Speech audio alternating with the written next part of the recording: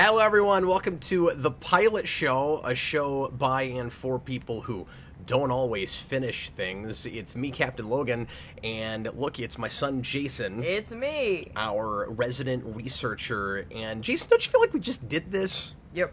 We just did one of these? Because we had to start kind of late last week, and we're back to more or less on time this week. Hey, happy Halloween, everybody who's watching this live or happens to look at this after the fact. But on the same day, Jason and I wanted to do a couple of horror-y, Halloween-y things this year. And we got through, what, 3? Yeah. Because we started with our Versus show on Addams Family of Monsters, and then last time we did Stranger Things, and this time, what are we tackling, Jason? This time we are tackling Gargoyles. The epic, ambitious 5-part opening for Gargoyles. It's the length of the Green Ranger saga, folks. Yeah. But, a tad more sophisticated. Yeah.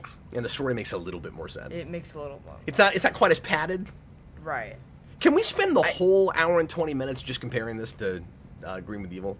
That was my whole plan, really. Was just compare It Green was with Evil. not. I mean, the story's not. They That's have similar. They have one thing in common, and that is they're in 5 parts. Well, and they're 90s. I don't know why for kids, Green but with other than that, Evil was 5 parts. Like that did not need to be 5. That needed to be like a 2-parter at least, if not like 3 or 4. But like, why 5? we should try to get a Power Rangers pilot in our first year of this, our first season of this. Yeah. I don't know when we'll do that, but we gotta pick one. We'll do like the most random one. Yeah, you don't want to start in the beginning. You don't want to. We'll do like Samurai or something. Yeah, because if we did Mighty Morphin, it would be probably like the 4th or 5th video I've done on Day of the Dumpster. Mm-hmm. Anyway, Gargoyles. Jason picked this one, and what possessed you to pick this one for our last Halloween show and our show on Halloween? I remember liking this show, and there were a couple other cartoon shows that I was thinking about, and then I thought of Gargoyles, and I was like, oh man, that would be funny, because it's like very long. And your timing was crazy. Yeah, this will be longer than Farpoint. Yeah. Yeah, it will. Or will it be like right on the same? No, it'll be right there or close. Because Farpoint, that's 2 45-minute episodes, or the length of 2.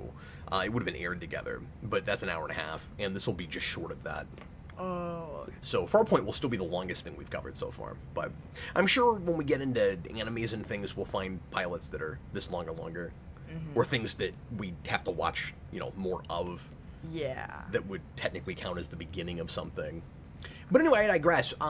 Jason's timing on this was nuts, because he did not pick this because of the announcement that Disney Plus wants to do a live-action version of Gargoyles. We found that out, I knew about it already, but I hadn't told you yet. No. And so when you announced Gargoyles on the show last night, we actually got this on recording, I think. Yeah. You announced it on the show, and I was like, Jason, do you have any idea what my lead-in topic is for the Captain Logan show this week? And you were like, no, what? And I was like, they're doing a live-action Gargoyles, and that is not why you picked this. Yeah. We are going to have a lot of Star Trek connection with this. I guess I'll use that to segue into your notes here, Jason. Yeah. We come up with a Star Trek connection or allusion reference every show. That's kind of turned into a thing with this show. Although I guess that's just a thing for me and videos and podcasts in general. Is I always find some Star Trek connection. But that being kind of my big entry into television, and knowing it as well as I do, and there being so much of it, I can find Star Trek in almost I think this anything. will be the second biggest Star Trek connection. The first being TNG, because it is Star Trek. Okay, but what besides that had a lot of had very much Star Trek connection of what we've talked about so far? I mean, Addams Family and Monsters were in the 60s. Yeah. We had the whole Lurch thing with that. Yeah. Yeah. But there wasn't that much else. But this has a bunch. Anyway, welcome. Thanks for watching live, folks. If you're doing that, I know this is always an odd time to tune in. It's in the middle of the afternoon. It's when Jason and I have time to sneak it in. And thanks for watching after the fact as well. We've been having a ton of fun making the show, and we want to keep doing it. So check it out, watch us, support the show if you are so inclined. Patreon.com/Geekvolution. You can suggest things for commentary for review there, and you can even make a request at the $15 tier, and if it is not too violent, if it's not a too mature thing of a thing, Jason and I would cover it here as opposed to Austin and I on the request. So that is a way to guarantee that something gets in our show. But you can, I've also put out a post there where you can just suggest things, and we'll occasionally take something from that list, and we're going to do something from that list next time. So it'll be a recommendation from one of our viewers, and we will announce that right at the end of the show. Jason, before you get into notes, would you give us, I think we forgot to do this last time, a quick breakdown, a quick synopsis of what Gargoyles is about? So Gargoyles is about gargoyles. They're about these it's about these creatures. It's a very descriptive title. Yeah. That Gargoyles is about gargoyles. Okay, moving on. Here are my notes. Disney's Gargoyles registered trademark is about Disney's Gargoyles registered trademark. Yeah. So they're about these gargoyles who become alive during the night and become, stone gargoyles during the day. And so they there are only a few of them left, because, there was a big war, and a bunch of them died, and then... because neither side could trust each other. Yeah. The humans think that they're terrible, mystical creatures, and we don't really get an origin for them. I mean, this is an origin story for how our gargoyles get in present day. Yeah. But we don't know... Like what causes them to come into existence in the first place. And I've never watched this whole show, so I wonder if it ever gives us an answer for them.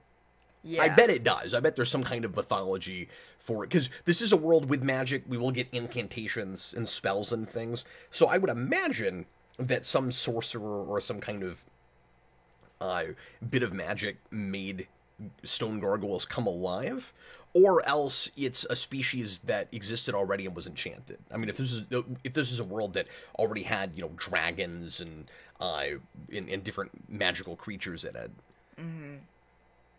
then I can see it going either way, right? Yeah. That either stone gargoyles could come alive, or living creatures could get turned into stone gargoyles. Yeah, I feel like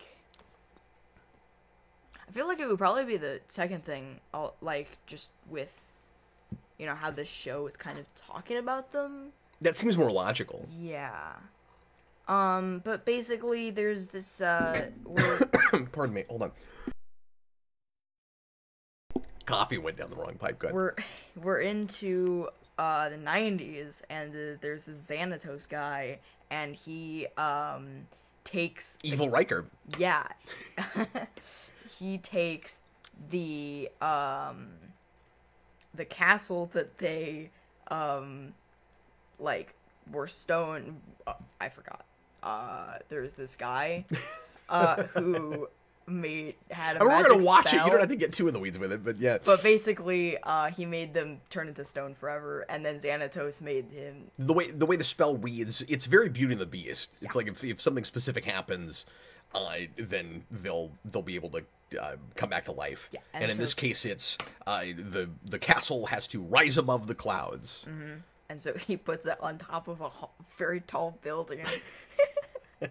And I don't know how he got the rights to do that, but yeah, is there a New York permit for that? But yeah, he brings them back to life, and they have to help him, but he's not very trustworthy, and then we find out that he's not trustworthy at all, and that's yeah, because he's basically Lex Luthor. Yeah. Darren Root says, for starters, the female gargoyle is the Star Trek connection. Oh, not the Star Trek connection. She's only one of several Star Trek connections, at least through the whole show. And Jason will get us into that. But as a Trek fan, and already I was very big into Star Trek when the show started, it was very strange to hear both Jonathan Frakes and Marina Sirtis' voices in this, because, of course, they are former lovers in TNG, and two characters that get a lot of screen time together there. And so it feels like they've intentionally been cast together to be the big bad guys in the show. Yeah. And Marina Sirtis, I think, does a really good job of the femme fatale. Mm-hmm. I like her performance in this a lot. I think she's great. Yeah, I think she's great. And Frakes is perfect but distracting. Because I'm just too used to his voice as Riker, and he's not doing anything different. You know what I mean? And what's distracting for me is he looks exactly like Jonathan Frakes. Yes. so it's just like animated Jonathan Frakes. Yeah, just not wearing a Starfleet uniform. Yeah. I'm hesitating because I have like 1,000 things I could bring up right now, but I don't want to spoil everything for our show here. When we watch it, yeah. Hour or something thing. Let me read this real quick. Brightburn's put in a $5 super chat, not related to the show, but thanks a lot for the super chat, man. He says, "Happy Halloween." You too, Cap and Jason. It snowed in my state. Oh, wow. Crazy. On Halloween. Really? Hope the weather where you guys are is good. Thanks for the comment there. That's good punctuation.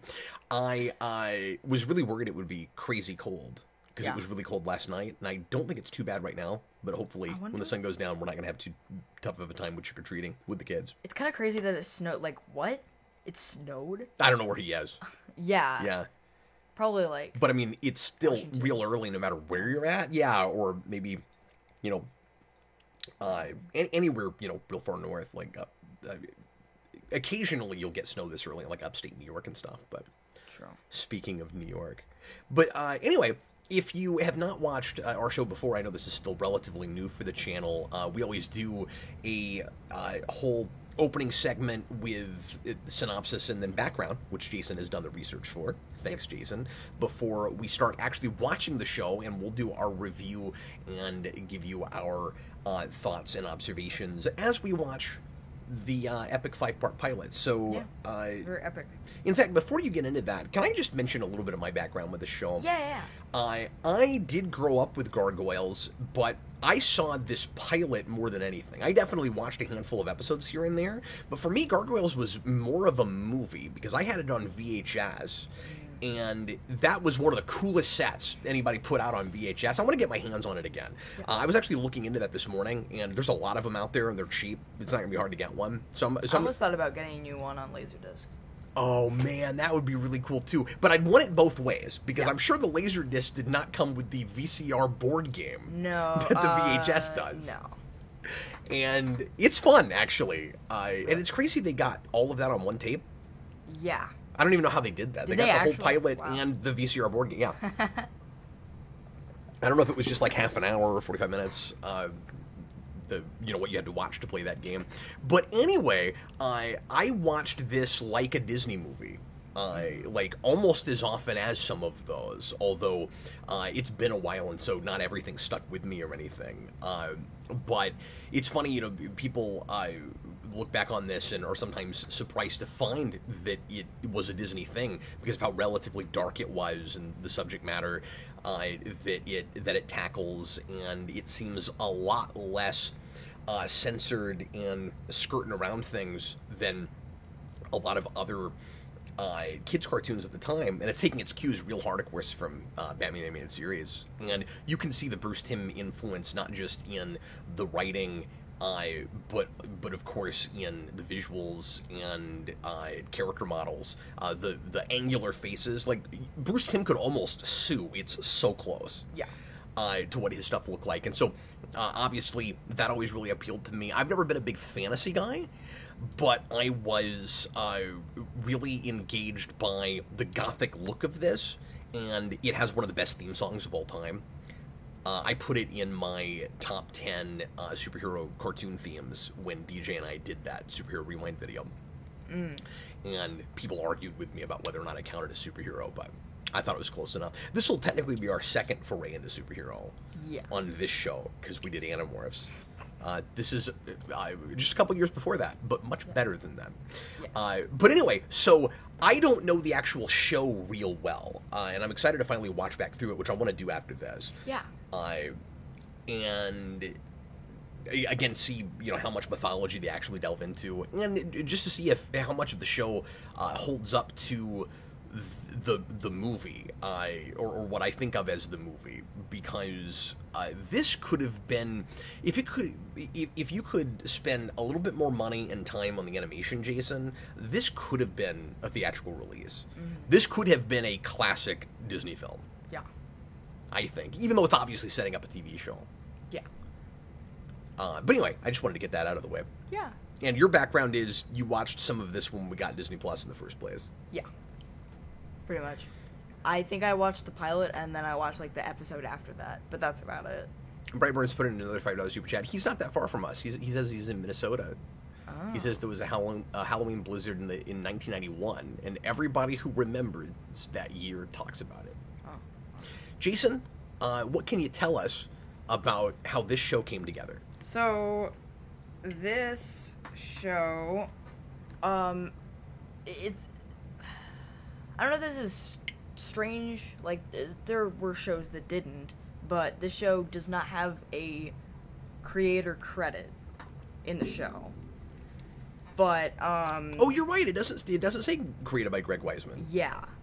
But, Greg Weisman now, is... to be fair, a lot of cartoon shows really didn't, but this is so much closer to a serious drama, it really should have. Yeah. No, that's a great point. The show was originally pitched as a comedy series. The original, like, the premise was pretty much the same, but instead of them being, like, noble protectors, they were troublemakers who drove the humans crazy. Oh, okay. Which sounds more Disney than what the show actually turned out to be. Like, that sounds like a Disney. Okay, so it would have been closer to, like, Timon and Pumbaa or something. Mm-hmm. Which was very popular right then. And they started making it, like, more darker when they brought in, like, Goliath. Because he wasn't even originally in the pitch, originally. And then they thought of him as a character, and then... Then they built the whole show around him and that more gothic medieval quality. Yeah. So the first season was written... That would have been a horrible show, by the way. Yeah. Or, I mean, it might have been funny, but I don't think it would have appealed to anything like as many people. Yeah. And obviously this was really pushing a lot of envelopes, so I'm glad it was allowed to go that way. Are you, especially knowing that, are you not shocked that Disney allowed this to go as far as it did? Yeah, I am. Even just tonally. But I mean, later on, Gargoyles has at least one or two, like, special episodes, like, that feel kind of like after-school special kind of things. Mm. There's a gun violence episode. I mean, they go to some places with this show. Anyway. I want to watch that episode. Yeah, I watched that shortly after Disney Plus brought the show out. Because I hadn't seen it before and somebody told me about it. So, the first season was written by Michael Reeves and Byrne Chandler Reeves, and one episode was written by Steve Perry, and all three of them had just gotten off TAS, Batman TAS. Oh, there you go. I didn't realize I've never really looked that hard into the show. I didn't know that people who worked directly on Batman worked on the show. Yeah. So that explains why it looks the way it does. And why Bruce Timm didn't feel the need to sue them. Yeah, well, my next note is Bruce Timm did not like this show. Oh, wow. Did he not? Yeah. I wonder what his beef was with it. He just thought it was just kind of, there wasn't much to it, is kind of what he said. I don't see that. He, What was cool about it is it was like Batman TAS if it was more serialized. Yeah. He said it was that show with all that Celtic fantasy crap. Celtic. Celtic? Why did I say that? You said Celtic. Celtic is not a word. Yeah. It's Celtic. Yeah. Anyway. It's terrible reading. My guess is he saw like 5 minutes of one 5 episode, minutes of an episode. at some point, yeah. Because this show was like... Sorry if I'm cutting in too much, No. but I didn't know that. That's interesting. Yeah. This show has the sophistication and the pathos and the character work of Batman TAS with some of also the hallmarks of the Fox Marvel stuff. And we'll talk about that as we're watching the pilot. But when it gets, and don't get me wrong, Batman can get real silly. But when it gets silly, it's closer to the way X-Men and Spider-Man get silly. Yeah. And it's also serialized like those shows. Yeah. And the real dated, more 90s stuff is in the same way that those shows were kind of 90s. But this is taking its cues from all kinds of stuff and throwing it all in a blender. And I think to create something real rich and unique and original. Yeah. But anyway, I'm getting ahead of myself think- because I'll talk about that later. But Yeah. Senior nerd, it's like the Boston Celtics. They're not the Boston Celtics. That's Anyway, that's great. So Wiseman used Odysseus as an inspiration for Xanatos because of his like ability to trick people. Oh, interesting. Yeah, I think that makes sense. Like I can put those together, but It does, but he just seems like he's Lex Luthor. yeah, And you can't tell me that wasn't also an inspiration. right. He's just Lex Luthor if he didn't lose his hair. Yeah. And like the modern business mogul Lex Luthor. Yeah. So Patrick Stewart was originally considered for Goliath. Ooh, Before Keith that David? wouldn't have been right. Yeah. And then they thought of Keith David. I think you need a boomier voice than that. I think Patrick Stewart could have been in this show. Yeah. I honestly think he would have been better for the Xanatos than Goliath. I wouldn't want that over Frakes. But I'd also say and I love the actor that does play this character, but Stewart also wouldn't have been bad for Hudson. Yeah, Hudson. I was about to say that. Yeah. But it sounds like they were looking at everybody that was in Star Trek right then. Yeah, I think so. These people were mad Star Trek fans.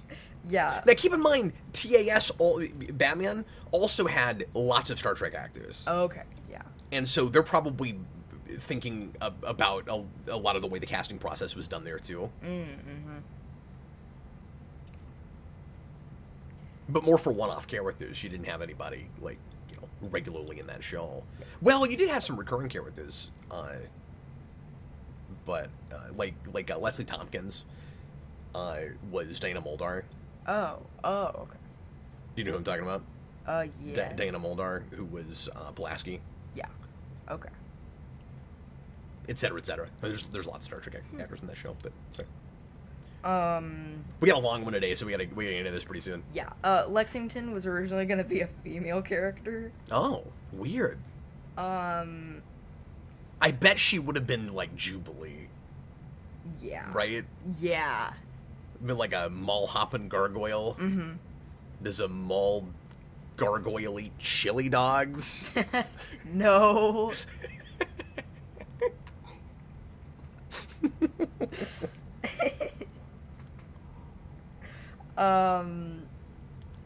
So the first season was made with 13 episodes, and after the production team had delivered those episodes, the show hadn't aired yet. They asked Disney if they could to pick up a second season with 13 more episodes. Yeah. And so they gave them 6. And when the show Sounds like what happened with started- Animorphs. Yeah. When the show started its weekly run, they found that it was very successful, both Yeah. as a TV show and for toys. Yeah. And this had a rockin' toy line too, by the way. Really? I mean, it was as good as Batman. Yeah. I mean, it feels like a very, It's real toyetic. toyetic kind of show. Yep. And all the stuff you'd want was there, including the robot Sentinel gargoyles. That's cool. Yeah. And there was, if memory serves, there was a Goliath. I think they had these toys with a gimmick where they're stone, and then you press a button, they spin around, and then the stone pops off. Oh, that's cool. I think. Huh. I haven't thought about those in forever, but I had friends that had them. I don't know if I had more than one ever, but anyway. Yeah. So they found it to be successful, so Disney told them to make it 52 episodes instead of 6. Oh, good or lord. 13. They didn't do that, though, right? Yeah, they did. They made that many? It's 52 episodes. The second season is 52 episodes? Yeah. I didn't know that. I thought it was another 13. Nope. So, and Hot Wiseman dog. said that That's crazy. they weren't prepared for this. You're right. 52. And then Goliath Chronicles was another 13. Yeah. So Wow. They weren't. Which is universally maligned, by the way. Yeah. Everybody hates that. Yeah. But anyway. So they weren't prepared because their production methods were not made for 52 episodes. Like, they were using like 10 months on each episode. Yeah. And so they couldn't do that with 52 episodes. And also the fact that they had to get their episodes ready by fall of 95. So That's insane. So did it take a big dip in quality? I don't know. Because that kind of happened in Ninja Turtles. Yeah. I hope not. I hope it's still good. But the second season had like a big ending, and then Disney just randomly ordered a third season out of nowhere, and with 13 episodes again, but 52. 52. Craig Wiseman wrote 1, and Michael Reeves wrote the other 51! That's not true. That was a joke. That was a Hamilton joke. So that's our background. Mm-hmm. You didn't talk too much about voice cast. No, you were gonna bring up other TNG actors, Yeah. or other Star Trek actors. Yeah. TNG and, well, actually, across the board. Yeah, that's what you were saying. And of course, obviously, Keith David is also Spawn. And you've watched a little bit of Spawn now. I've shown you a couple episodes of that. Mm-hmm. We'll do that on the show at some point. Yeah. What would we put that with? Oh, I don't know. You'd have to do a versus show for that. Yeah. Because it's short. But yeah, this actually would have been a great thing to put it with, except this is too long. Yeah. But yeah, he gets weirdly typecast between these shows. I'll talk about the odd, or I'll try to remember the kind of odd similarities between this and Spawn as a premise with Goliath, because they're tragic in similar ways. Yeah. And they're both Keith David's voice. It's both like A Man at a Time, and in one case, I guess I'll talk about it now. And one of them is the like both of them are the supernatural encroaching on his life and taking his life away from him. Yeah. But in one case, it's like the fault of humans. I mean, you'll find out that a gargoyle is involved, but it's like humans who do magic to Goliath and take his life away from him. And with Spawn, it's obviously the celestial beings that do it to him. Yeah. So, or at least to give him his powers and everything. I guess it's a double crosser. It's somebody that turns on him of his what he thinks is his tribe in both cases. So that's kind of interesting. And his human arch nemesis in both cases is a very rich goateed man in a suit. Yeah. Xanatos looks exactly like Jason Wynn. True. Almost exactly like Jason Yeah. Wynn. Yeah, those two shows would be great to put together. And one is with Jason Wynn, it's government, and with Xanatos, it's he's the head of his own corporation and has his own empire. And Spawn is a very Like a Lex Luthor type. Halloween-y type show too. Yeah. Yeah. No, I've never really compared these two things. Yeah. Except just knowing that Keith David voiced both, but in a really weird way that he's kind of typecast, right? Yeah. He's not, Goliath is not shackled in the same way that Spawn is. Right. But they're both creatures of the night, and he is shackled like half the day in that he turns to stone, but that was already just true of his species. Like that's not a spell that's done to him later. Yeah. Anyway. But yeah, you said you had a list of Star Trek actors. So Michael Dorn, Kate Mulgrew, Nichelle Nichols, Oh, and Brent crazy. Spiner were all recurring roles. And Avery Brooks, Cole Meany, and LeVar Burton had were guest stars.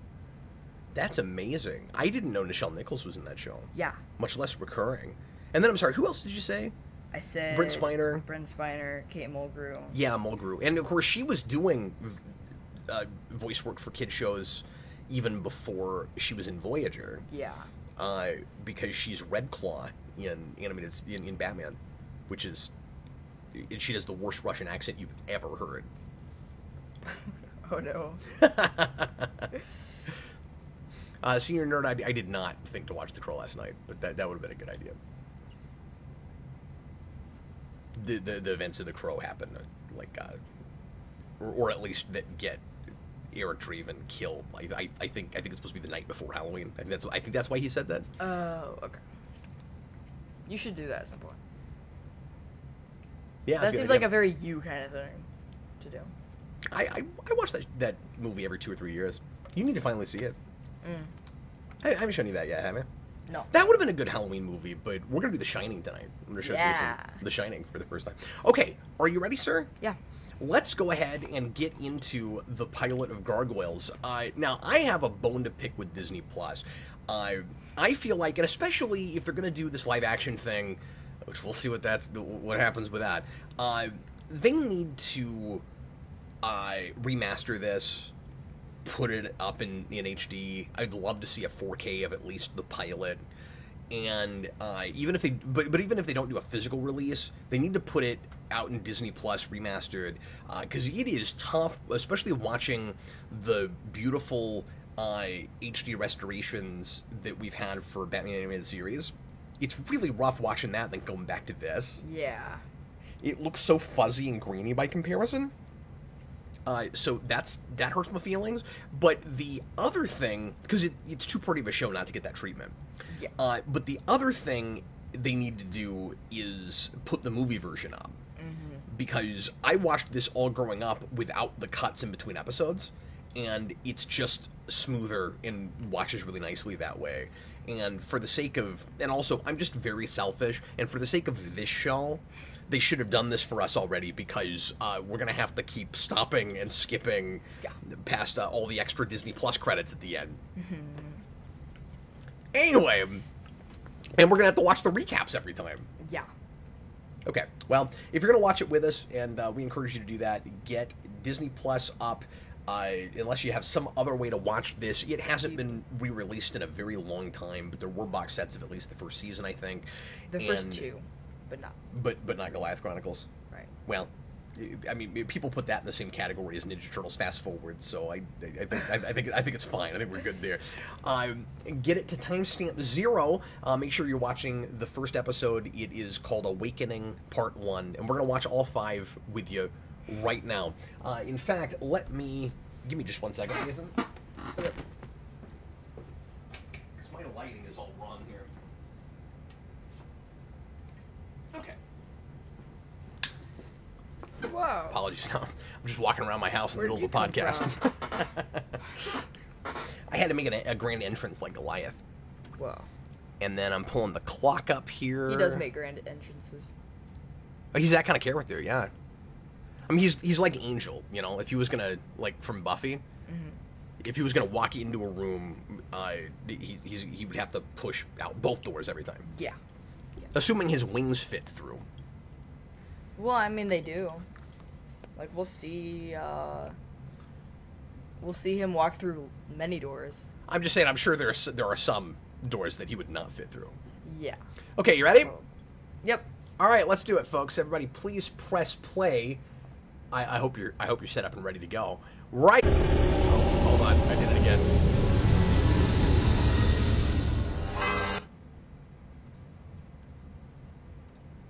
There we go. Anyway.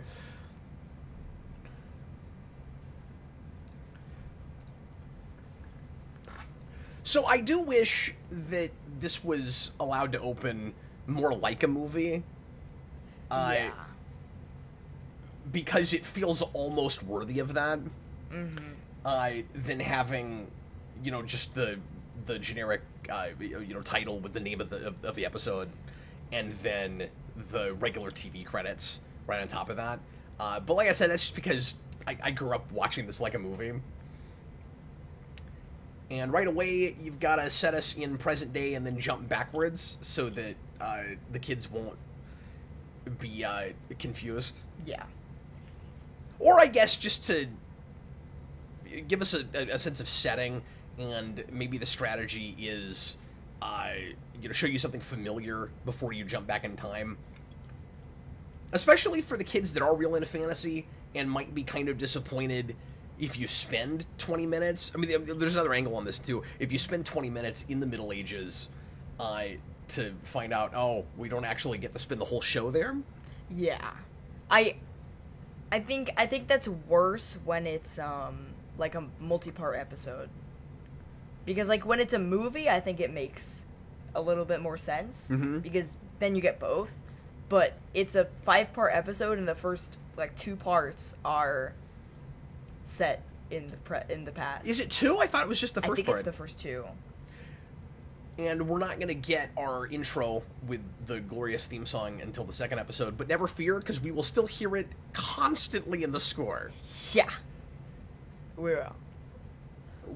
We watched this in preparation for the show a couple days ago, and for the last 2 days, all I've had in my head just constantly is dun dun dun dun dun dun dun dun dun.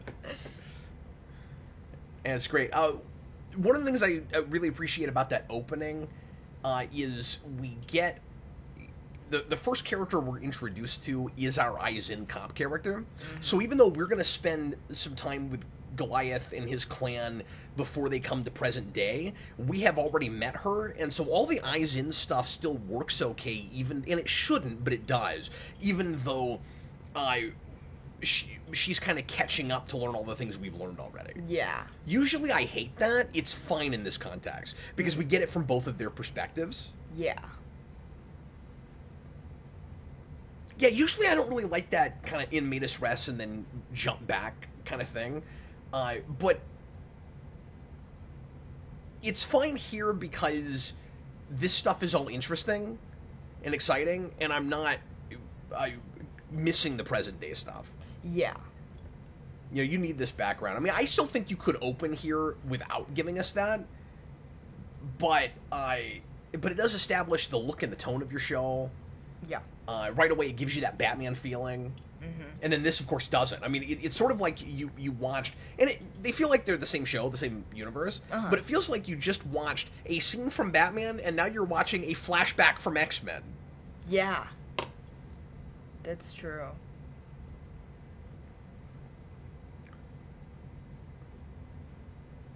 And this has all the ethical stereotypes in voice acting that X-Men does. Yeah. Which gets really funny. You cannot explain to me why everybody in these flashbacks sounds like they're from a completely different region. Yeah. You got Scottish voices, you got English voices, you got American-sounding voices. You don't even have a colony in America yet. Yeah. This shot is really cool. I do wish it was remastered. Yeah, don't get me wrong. It looked glorious on an old, small CRT TV. But, seeing it in digital now on a big screen, I would really like to see an update. Yeah. Technically, that's the first blood in a Disney thing. Fascinating. Yeah. Yeah, and they make a real point of that. And I mean, it's crazy how early into the show you've already seen that, where it's establishing that it's going to be allowed to be a little bit more violent. The stakes are going to be real. It's going to feel a little bit more believable. Our characters can bleed, but it's not there to be gratuitous and be like, "Oh, look, kids, it's blood." It's for a story purpose. It tells us something. The gargoyles are not made of stone when they're not asleep. Yeah. You know, they are vulnerable. They can't be hurt. But we're also right after that, and also I like the little trickle of blood, and then when we cut back to it, it's gushing more. Yeah. But then we're also introducing our comic relief characters very quickly. That's the first thing that jumps out at me as this is very Disney. Yeah. Right. There is when you get Lexington and what's his face with the. It's forever before we get names for these characters. Yeah, it's Lexington and. But like the fatter one, I always forget his name. Yeah. Broadway. And Brooklyn. Brooklyn. Yeah, there you go. Now we got him. And the dog is Bronx. The dog-like one. They're like a mix of your like comic relief character for 90s Disney movies and Ninja Turtles. Yes, absolutely. Because they're the ones who are going to be kind of like rummaging through town and finding out everything. Yeah, well, and when you get to Hunchback of Notre Dame, which was only a year or two after this, you get comic relief gargoyles in that too. And there's no way they weren't thinking about the show, because they were making the show. Yeah. Tell me if you agree with this. I think this is a perfect blend of, and maybe there's more things we can even think of after this. I'm not going to throw Spawn in here because I'm making interesting connections to that, but I don't think that's an influence on this really. Like maybe somebody's thinking about again Gothic-looking McFarlane art a little bit here and there, but I don't know that for sure. Yeah. All the glowing eyes and stuff remind me of Image Comics and of McFarlane stuff, but I don't know that anybody's looking at that. The four things, especially story-wise, that this is in just the trappings of this cartoon show, that this show is blending all together to create something new is Batman, with particularly the art style, of course. Yeah. But also, Goliath is tragic like Bruce Wayne, not exactly like Bruce Wayne, but it's like if your main character was Man-Bad, except he didn't make himself this way. But anyway, there's obviously lots and lots of Batman here, and then there's Superman, because his arch nemesis is a Lex Luthor type, just straight up Lex Luthor. So you got Batman, you got Superman, you got Ninja Turtles. Yep.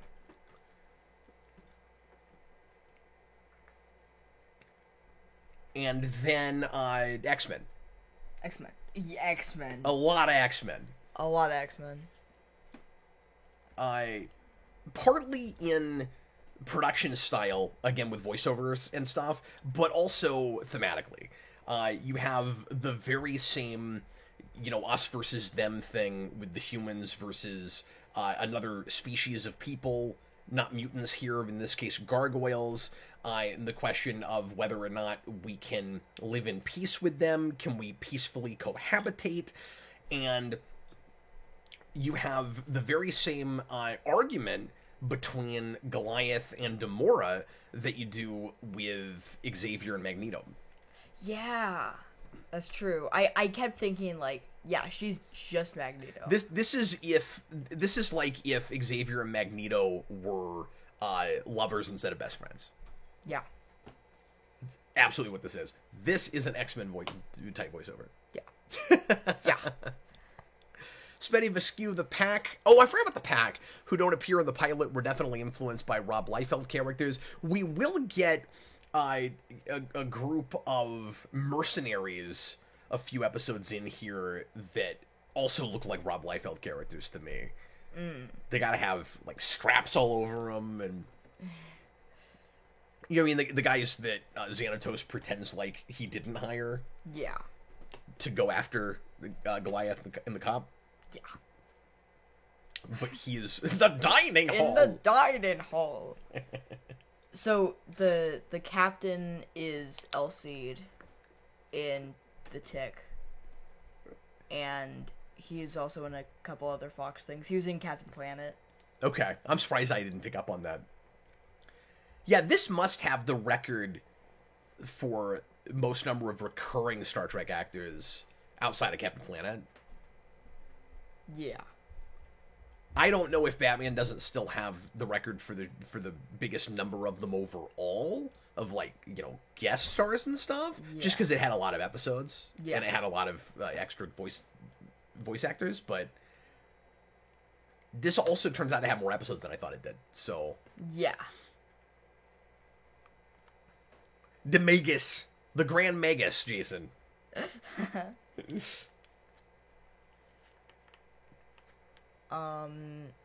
I do really like how, like, this, we're setting up all these characters pretty much, and, like, you know from the beginning that it's going to be set in the future, but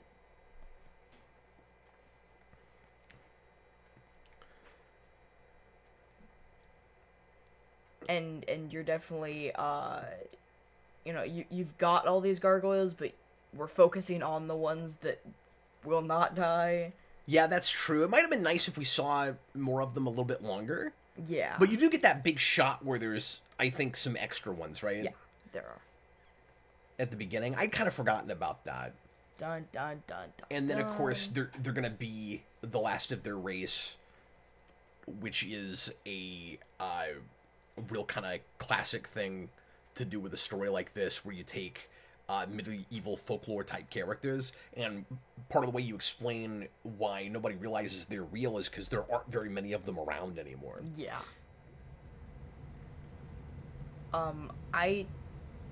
So that one, you know, that magic guy who's looking at his magic book? Yeah. Hey, that does not look like words to me. That's just random letters.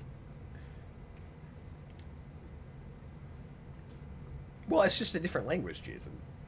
Well, yeah, but it's random. It's very a Celtic. bunch of consonants and stuff. There is, especially for a kid show in the mid '90s, this is a real sophisticated story that's with all the intrigue and the backstabbing, and it's real tightly woven, and when you get to the end of it, it all adds up. Mm-hmm. And this isn't just a matter of, you know, looking at this from the standards that we always talk about with pilots.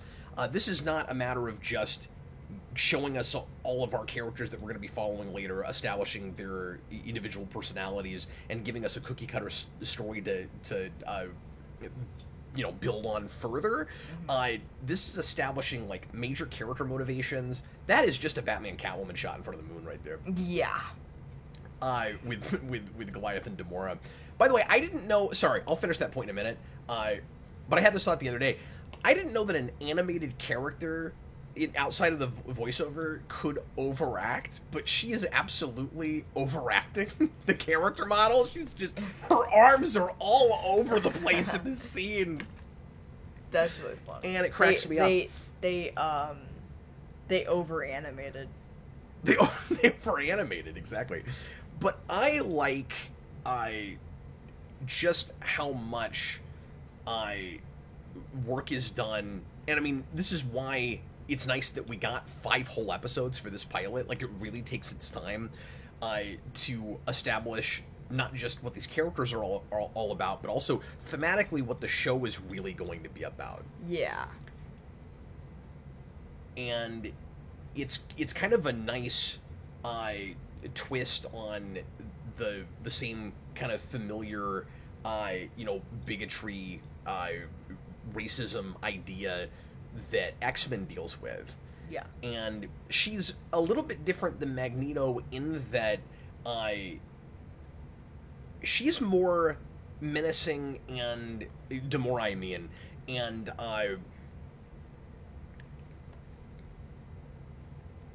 kind of malicious than Magneto is in the first place.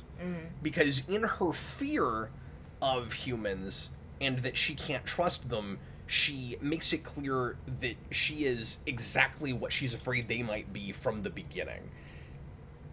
Yeah.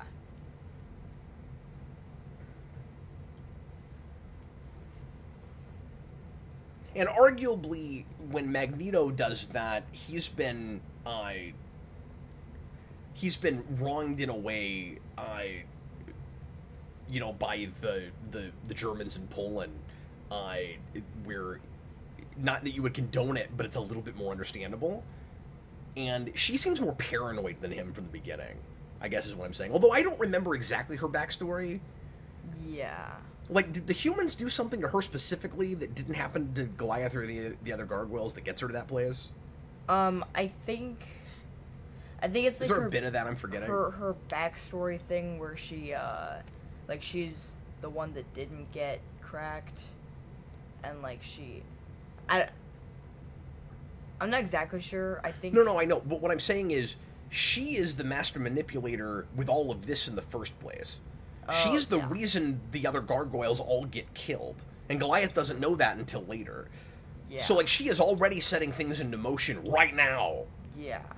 That we'll find out at the end of the show. Yeah, I don't know. Because they don't really... Because I don't remember them really talking about it later. Yeah, we'll see if she brings up something in that scene toward the end with Xanatos that I'm not remembering. Sveti Viscu, flashback episodes flesh out Demoda's hatred of humans more. Okay, there you go. So it's not all in this pilot. And you can't get it all in here, which is understandable. And there's enough there where she's a compelling enough villain. Yeah. But I want her to be on that same level with Magneto, and she's just nearly there.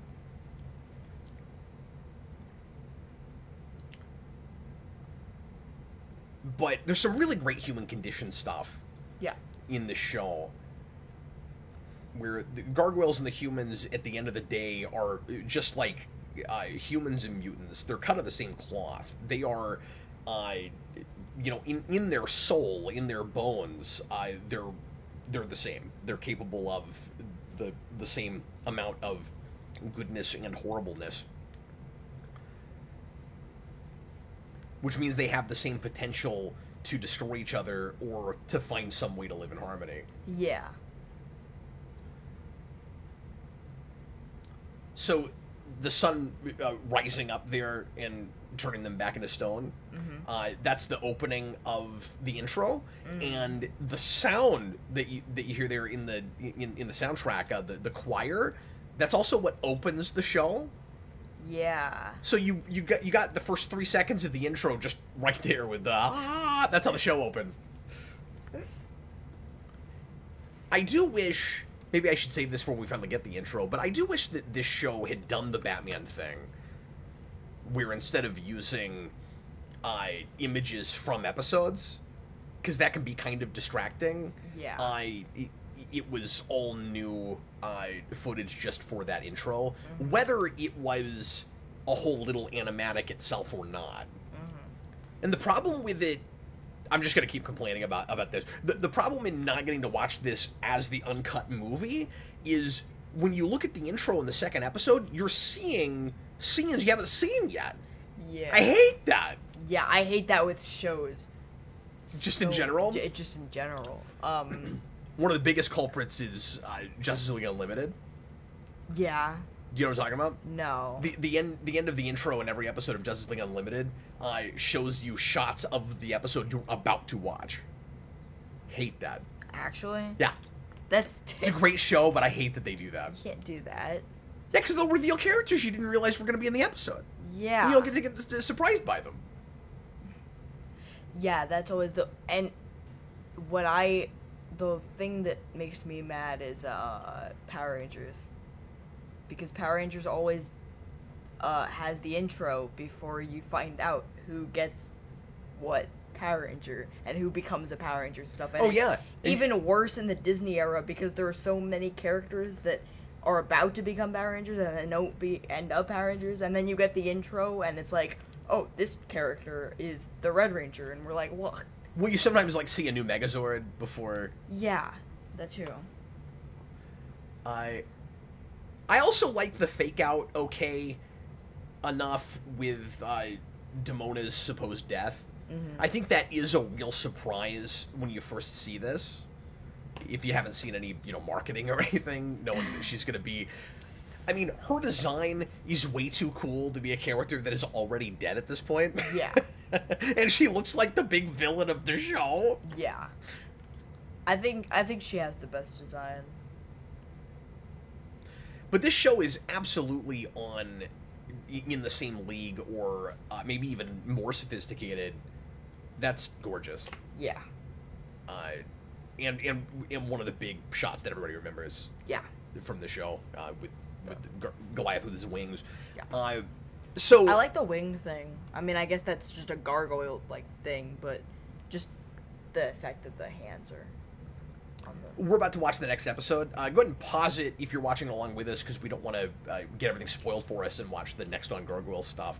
I mean, we watched it already, but I just mean we're gonna have to talk over these scenes later anyway, and we're already gonna have to watch the previously on segments because it'll be weird to try to skip past those since we're gonna watch the intros. Yeah. Anyway, but let me just finish my thought from a second ago and say the X-Men kind of Chris Claremont level soap opera in this with characters that are not just straight laced, easily cast as heroes or villains is handled so well in this show, and I think it's got to be looking at X-Men pretty hard. Like it's doing that, but it's on even another level above, I think, in sophistication and intelligence. Yeah. At least with this pilot, it's hard to speak to the rest of the show because I haven't seen much of it in so long. Yeah, this does make me wanna, because I watched the pilot and then I was gonna keep going and then I just forgot. Just didn't get around to it. Makes me wanna do it. The problem with us doing this show on a weekly basis is we have all these shows that we really want to jump into, Yeah. and we're not going to have time to do all of them. No. But we'll binge some things. Yeah. We're gonna try to watch through Stranger Things and talk about that. Yep. Okay, let's get a move on here. So skip to the next episode, everybody. It's Awakening Part 2. And we are going to finally get our intro, which I just talked about. Here we go. Everybody, please press play right now. Yeah, it would be weird. It would be weird skipping. Oh, okay, it doesn't give it to us right away. I thought it was the first image you saw with the... We're going to get it in a second, though. with the sunrise. There it is. Yeah, there it is. There it is. Yeah. Ba-ba-bum. I don't... Yeah, I think I do. I do really like this intro, because it has the past stuff and it has the city stuff. It's just odd seeing all the present day stuff and already having a glimpse of Xanatos and everything. Yeah. Before you've seen that happen in the show. But yeah, the present day stuff, particularly with the cop and with Xanatos, like, it feels like we've jumped to a different show and we're just watching Batman now. Yeah. Do you like the logo? Yeah. I think it looks good.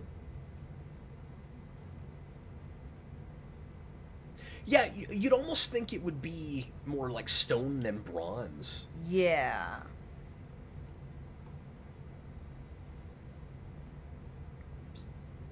So Keith David has one of the most, like, memorable, distinct voices of anybody in voice acting. Yeah. And I guess I kind of said this earlier, but he is perfect for both Goliath and Spawn. He is, yeah. And what he does with Spawn is a little bit different, but it's still very clearly him. Yeah. You know, it's a little growlier, but also sometimes it's more whispery. Yeah. I think if you took... And more tortured. But they're both tortured characters, certainly. I think if you took Goliath's some of Goliath's voiceover and you just like put Spawn, like put like a picture of Spawn, it would sound like Spawn. You think so? Yeah, I think so. Well, he doesn't have to do too much voice modulation. I'm not going to complain that they sound too close, because it's just the right voice for both of those characters. Matthew Bass, this pilot is kind of like Game of Thrones for kids. I'm glad you said that with the pilot, because I don't think the whole show is that way. But yeah, the pilot kind of is like that. You really do get surprised by who is on Goliath's side at the end of the day and who is not. And the flashback stuff is wonderful because it doesn't all pay off until the end. Yeah. You don't have all the answers, and you kind of think you do. Yeah. Where you think it's his revenge. Yes. Well, and he's going to be like Al Simmons in that way too. Yep. Where, except that he wants to get revenge for the death of his wife instead of the death of himself. I mean, think about all the weird stuff that is kind of similar to Spawn. Like, it's a lot of years later, obviously, but just like with Al Simmons, he's gonna disappear from the face of the earth and come back when his whole world has changed. Yeah. The only difference is, it's 5 years as opposed to 1,000, and he doesn't make a deal with the devil to come back to see his wife. His wife is dead, and he just wants to come back so that he can lead his people. Yeah. And make some kind of a life for them.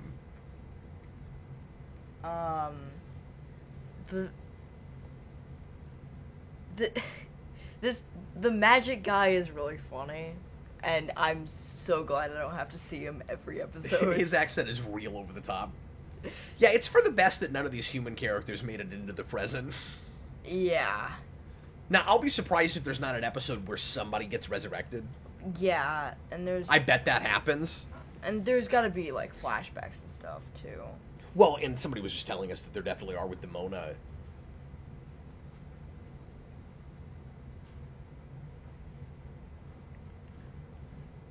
I think they find a really nice balance in making the Middle Ages, sufficiently violent, and it feels like that time period, naturally enough, without going, real overboard to the point where kids would be too scared by it. Yeah, I think it's still, like... I think this is a really good, mix between the, Batman animation and, a Disney movie animation. Yeah. Because that scene looked like something that would have come from a, direct-to-video 90s Disney movie. Yes, and I'm glad you said that, because it also reminds me of a lot of Disney Channel animated shows based on those movies. You can see the corners that are cut that wouldn't be if it was given the money and time to go on the big screen. And it's the same kind of corners that you see in The Little Mermaid show, in Timon and Pumbaa, in Aladdin. Yeah. And I've still never seen Aladdin. So what they tend to do is make the characters in the backgrounds a little bit less detailed, but they try to make up for it, and even I want to say maybe even the frame rate and the number of frames is a little different. Yeah. And you won't have the population of characters on the screen at once that you sometimes can get in a big Disney movie. They try to make up for it in lighting effects. Yeah. And textures and that kind of stuff. So there's some gorgeous lighting we've already seen. Yeah. In the show, especially the Batman-esque New York stuff, but even in these flashbacks. Yeah. And you gotta love all the glowing eyes. Yeah. It was not supposed to be this way. And Super Nubez. Right.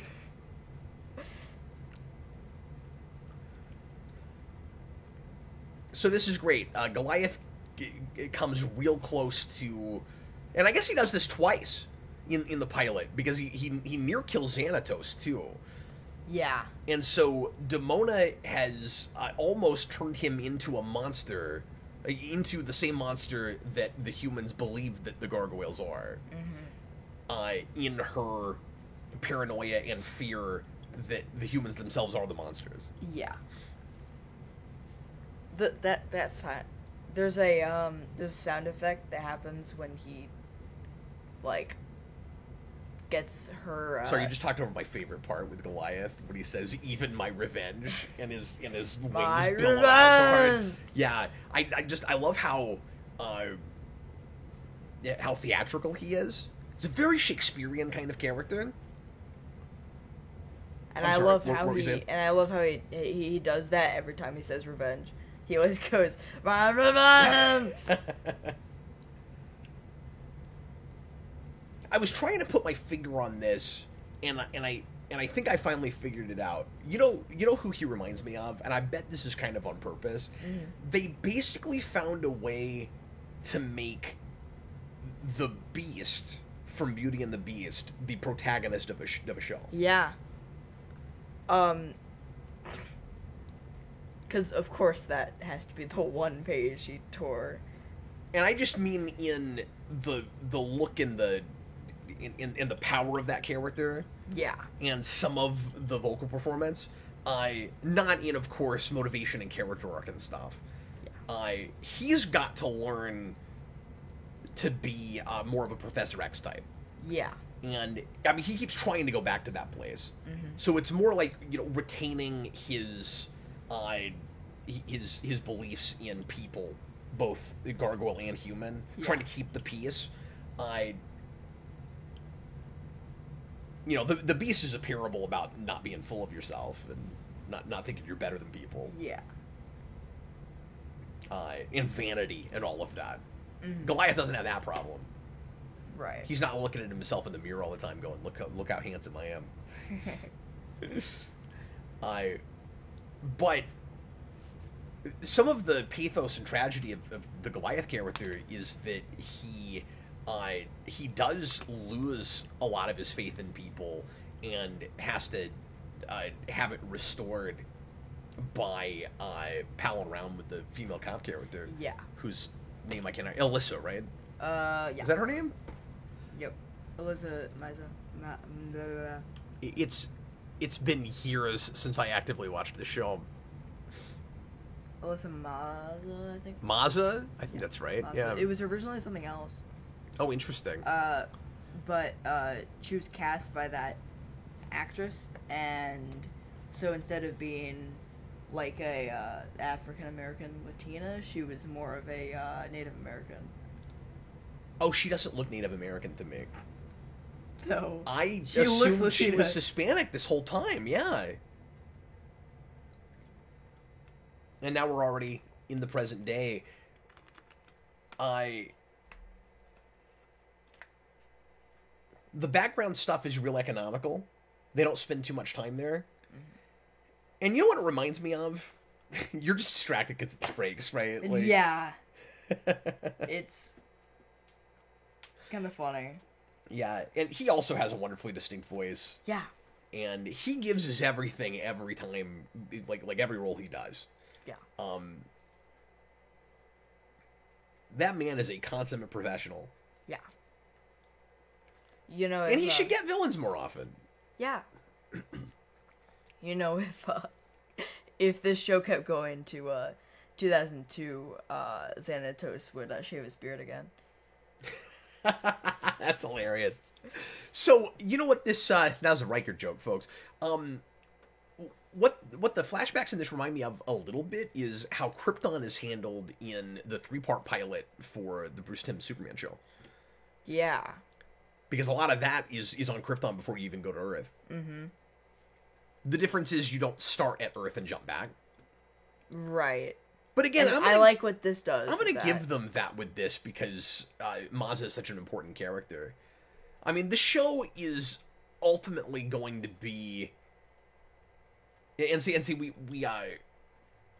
even use the X in the logo like the LexCorp logo very often. Yeah. Like, the X is huge. It's very important. It's above the clouds. The Wow. audience knows right away what's going to happen. Yeah. But so you're like really anticipating it. You're excited about it. Also love his ponytail. Yeah. That's very 90s. It's very 90s. And it reminds me a lot of, Boy, there's some ambitious camera stuff in this, right? The Yeah. backup shots and the way we're about to move around all of the gargoyles when they all crack open. yeah. Is that a little bit later? I think that's a little bit later. I'm sorry, you started saying something. I also, especially Xanatos, I think, reminds me a lot of some antagonists in X-Men that, like, aren't Magneto. Oh yeah, we do it right here. Check it out. Yeah. This never cuts. I mean, I know it's all animated, but God, it's cool. That's really cool. It's wonderfully theatrical. And then, Am I right? I mean, they are taking some of their cues from Beauty and the Beast here. yeah.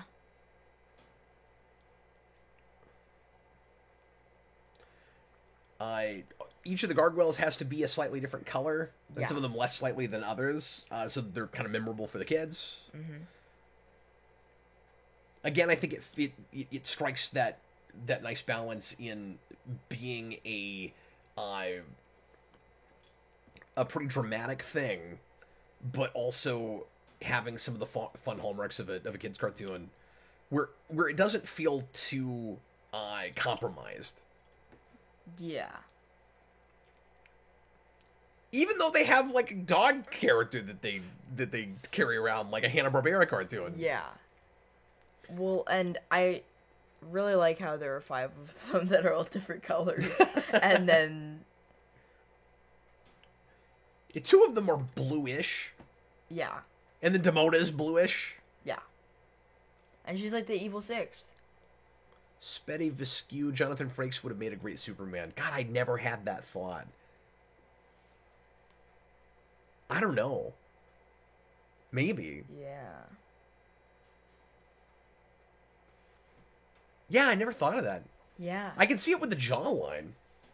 Yeah. And to Jason's point earlier, we don't have to go look at a real picture of Frakes because you're basically just looking at him right now. Right. Except Frakes doesn't have a ponytail. No, but I mean, But that's it. he could grow one, Yeah. or he could have then. Yeah.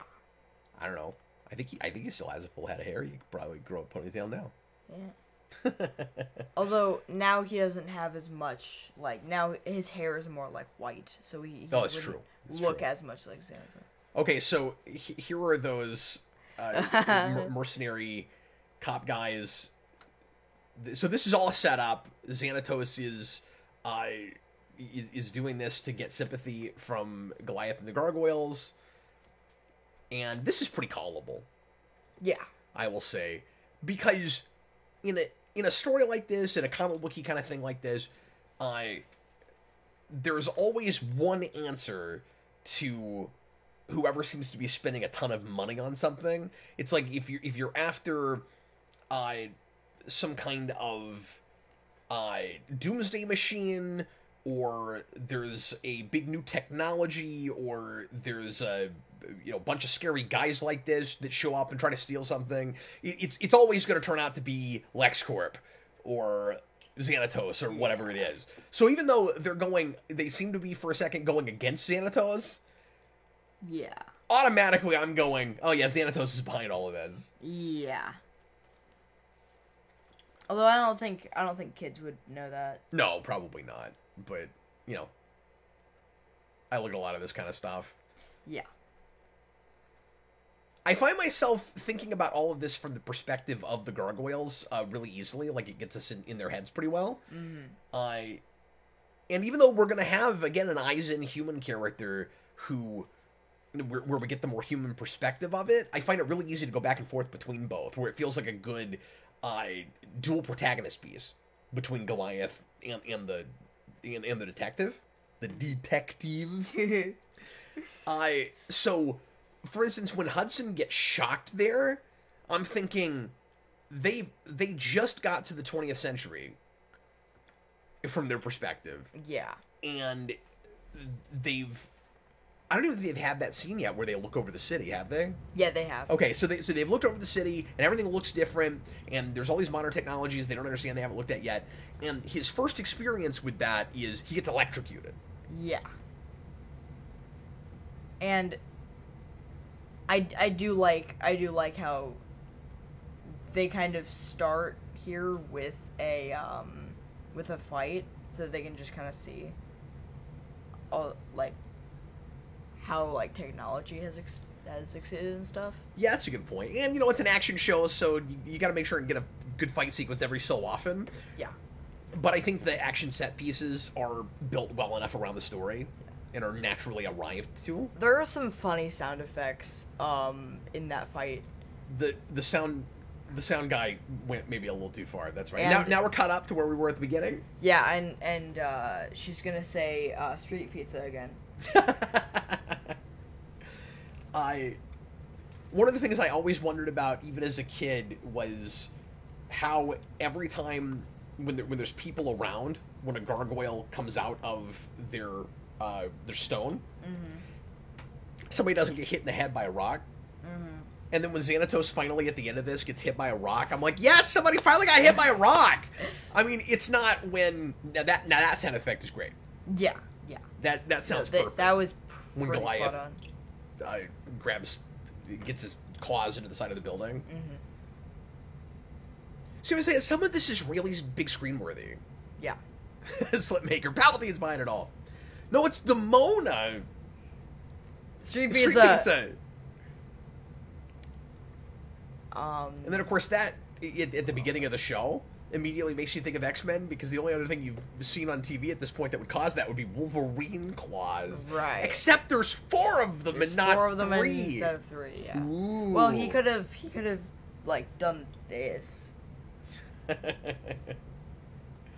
or like done this and then done this. It's like he can turn the glowing eyes on and off. Yeah. You notice that?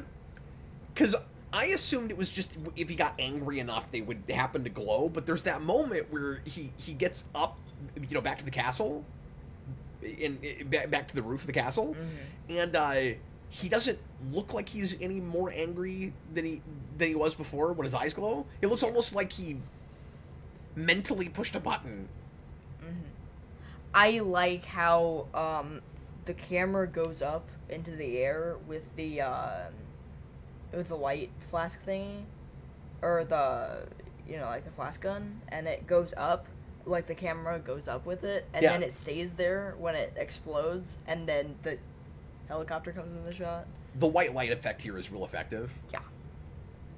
Oh, did you like that one shot with the tail, where where the camera's like on the tail and it's like following Goliath's tail, and it's like going around. I must have missed that. He's like hitting a guy with it.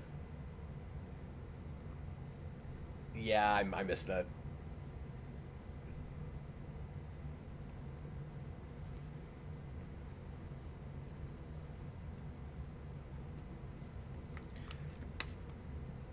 I also like how sympathetic the majority of even the misguided characters are in this pilot.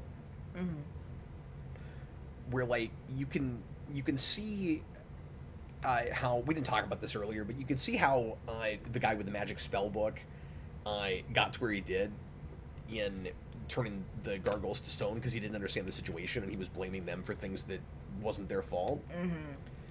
And I like how reasonable Goliath is in that moment, where like he wants his revenge on the humans, but he's level-headed enough to go, like, he could have killed that guy. I mean, he's level-headed enough to go, okay, you're not really any different than I am right now. That's the difference between him and Demona. She's not willing to do that.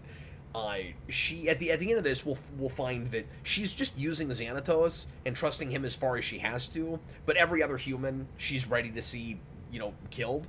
Yeah. And him eventually probably too, like she really hates humans, and Goliath doesn't trust them because he doesn't know if they'll have his best interests at heart, but he doesn't hate anybody. That's the real big difference between them. And so when the guy with the magic book is like he's like, I've turned the other gargoyles to stone, and Goliath, it explains what really happened. Yeah. Again, he could have killed that guy. He could have gone after that guy, but he's like, well, I also want revenge. Yeah. We're not really any different, and so now also he needs that guy so that his people have any chance at making it the future. Like he needs them to do that spell to him. Yeah. Okay, we've got 3 more of these to watch. We're at the end of this episode now, and I need to take just a real quick break. Okay. So, do you want to hold the fort and chat with folks, or do you want to take a break also? I think I also want to take a break. Okay, we're going to go ahead and take a quick break, and we'll be right back, folks.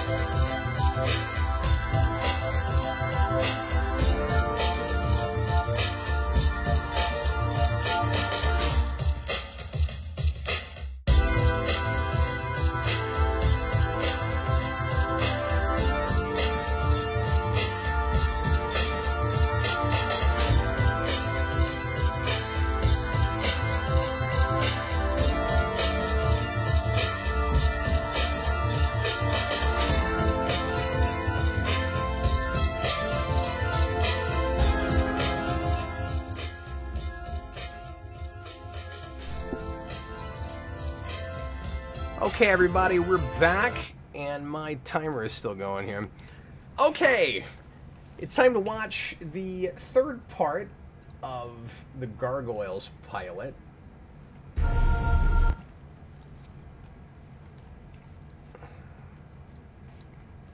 Getting this set up here.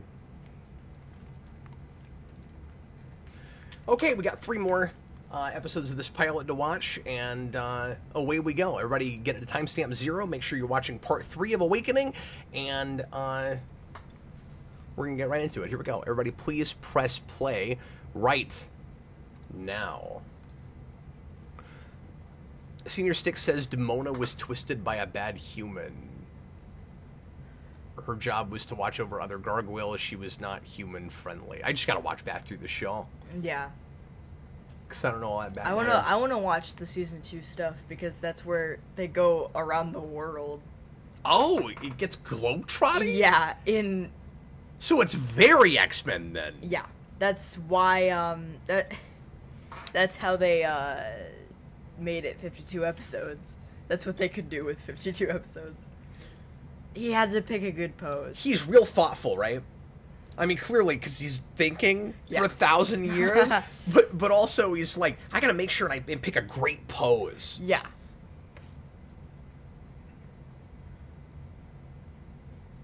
But I don't want to make fun of that too much because I love, like, there's a lot of analysis you could do just in the pose, like, like what is he thinking about when he turns to stone and he knows he's gonna be that way possibly forever. Mm-hmm.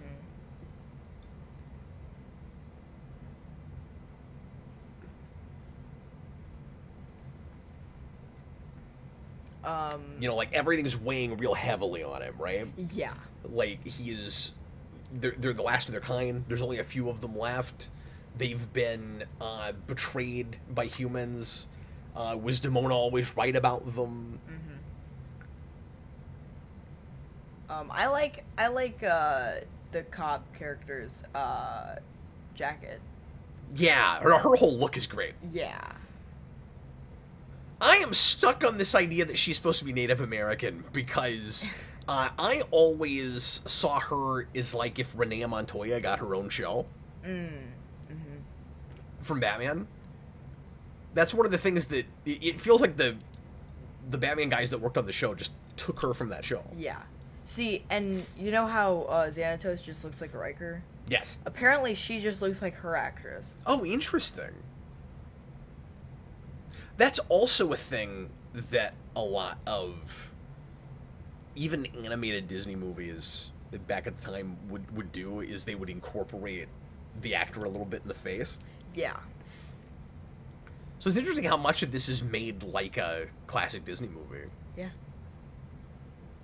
Sveta Vasquez, she's supposed to be mixed race, half black, half native. You were talking about how she was originally supposed to be, what, a black character or a partly black character? A partly black character and a partly the Hispanic character. Hispanic character. Okay, so they kept the half black thing. Yeah, but instead of it being Hispanic, it's I don't see it. It's whatever, but I'm bad at this anyway because I'm one of the people that that was part of the group that thought that Lex Luthor in the Bruce Timm Superman show was black, and he's not. Okay. But I used to think that. I've had that with a couple things.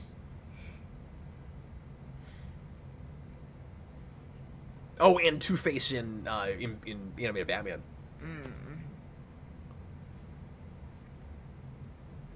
Okay, we haven't talked about this yet.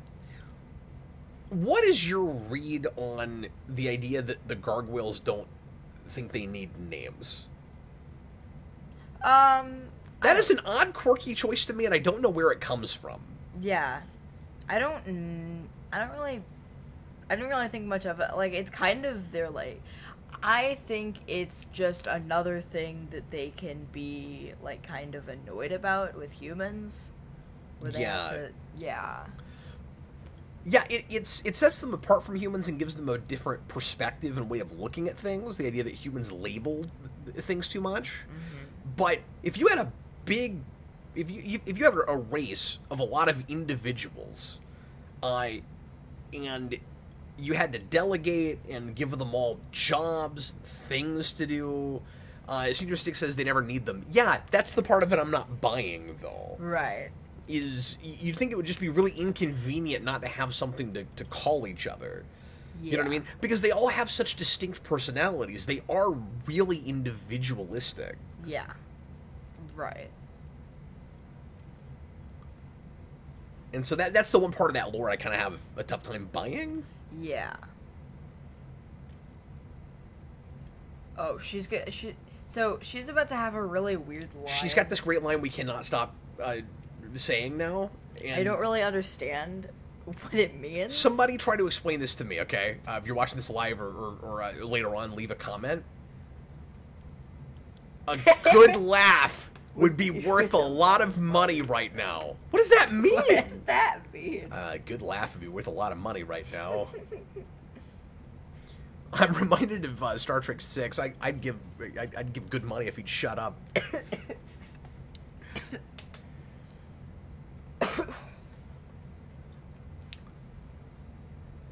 And this scene is very Batman TAS.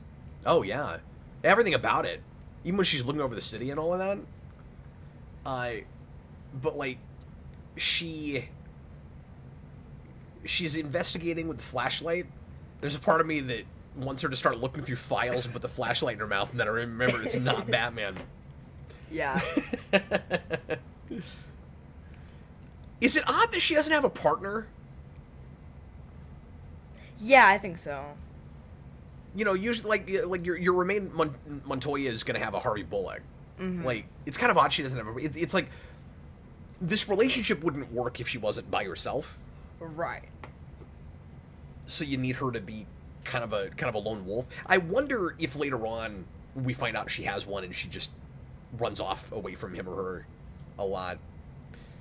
Tom, $5 super chat. They should make the VHS game available on Disney Plus, like how Netflix has games. On my way home, you guys rock. He likes to tell us where he is when he's watching live shows. That wouldn't work though, Tom, because you wouldn't be able to play it because you wouldn't have the physical pieces. Yeah. And also, I'm sure 1 million people have uploaded that to YouTube. Yeah.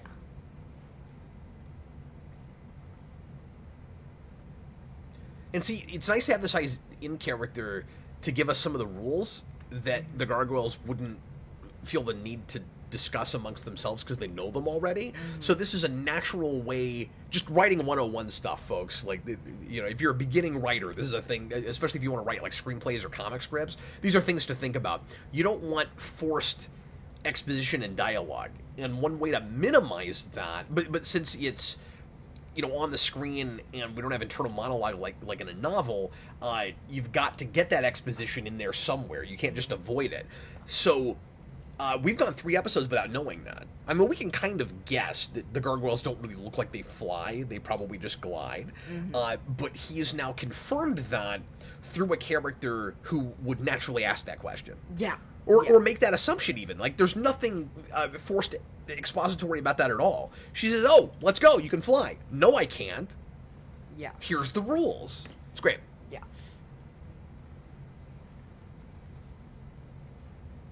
But yeah, with the name thing, it's also interesting that the humans give Goliath a name because they have to deal with him directly when he's helping with their war. That whole thing is so sad and tragic. You know, that like they're fighting, and because Goliath is trying to keep the peace, he's putting his people in danger who don't even trust or like the humans, but they follow him because he's their leader. That's another reason I would think they would probably have names that, like, they recognize him as the leader. But you know, that guy, he is our lead. That one, Yeah. but you'd think maybe some of the humans would give a few others of the Gargoyles also names, maybe, unless they just don't deal with them enough. I don't know.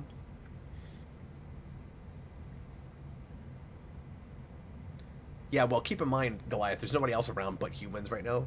Yeah. Well, here's my question. Back in the past, were there other creatures besides the Gargoyles?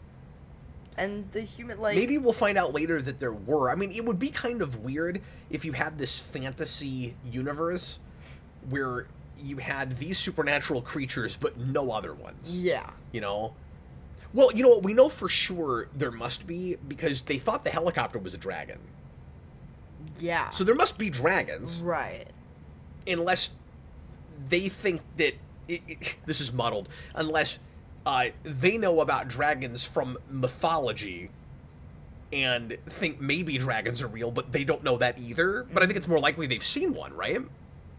Senior Stick says, yes, the third race. Oh, there's another race of something? Okay. I will finally look at the rest of this material. I wanna just binge through this. I love Goliath's suspicious face. Yeah. It's like that. He's got almost as many faces as Spawn does.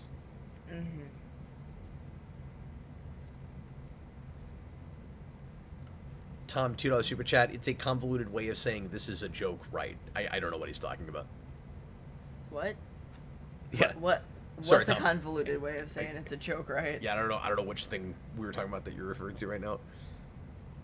Spetty Veskew, Gargoyles is a fictional universe where every real-life myth and folktale is real. I would think they all had the plausibility of being real. Yeah.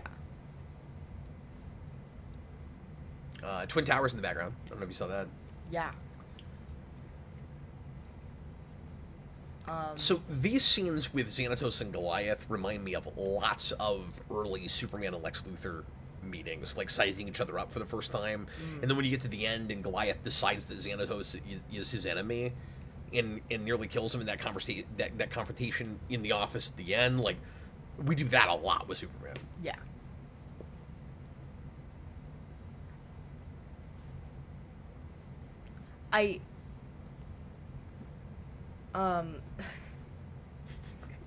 I don't think that's how to pronounce that.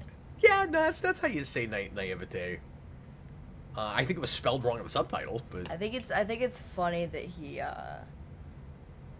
just him saying that though. I so nah. what? I'll bring it up when it comes up later. The flying fortresses remind me a lot of the blimps in Batman animated series. Yeah. Tom's talking about that line that we were making fun of. That's what he was talking about. That doesn't explain what she means by, I don't know. It's not a line that makes any sense.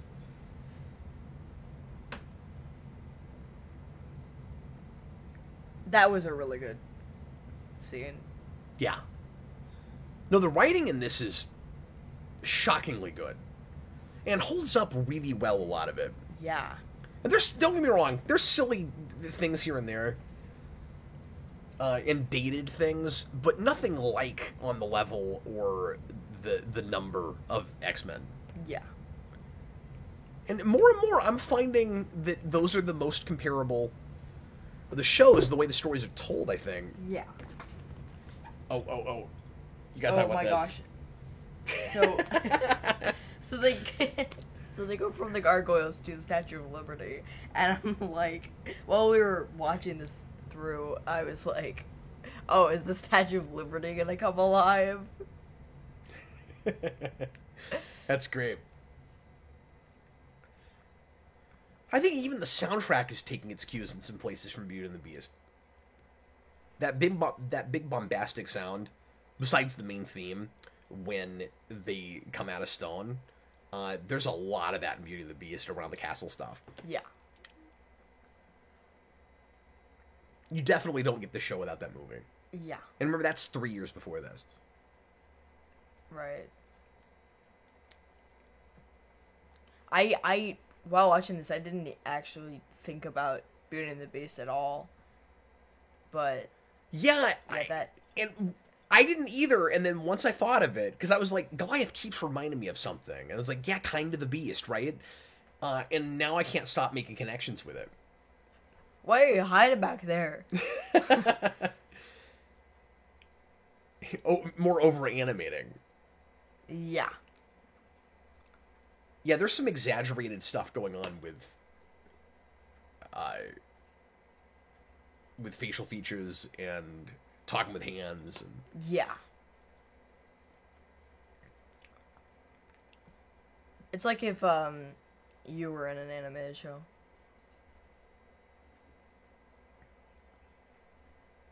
Although you're not acting, you're just kind of, you know. So the idea that, from Hudson's perspective here, that we name things, as he says, to give them limits, like so that we can control them,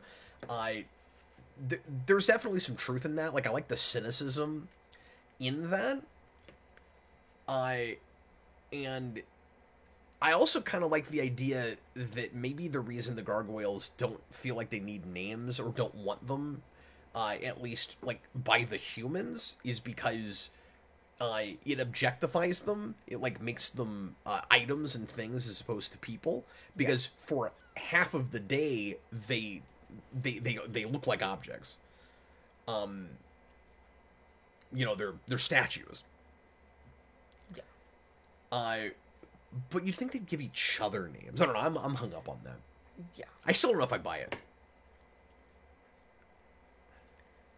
So when he names himself Hudson, there is a cut line where, Mazza would have said, "Oh, I'm glad you weren't facing the queens." That's great. Why'd they cut that? I don't know. That's really funny. Yeah, because it seems like he just takes whatever name they came up with right there. Yeah. He was like, he doesn't want to think about it. He's like, fine, then I'll be Hudson as well. Oh, that's great. He should have named himself Mary Poppins. He's Mary Poppins, y'all. And this is our obligatory "Can you read my mind?" Yeah. section. I forgot about this.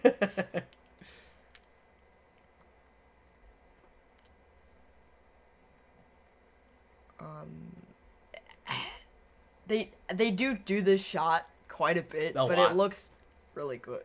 No, It it's looks great. really good.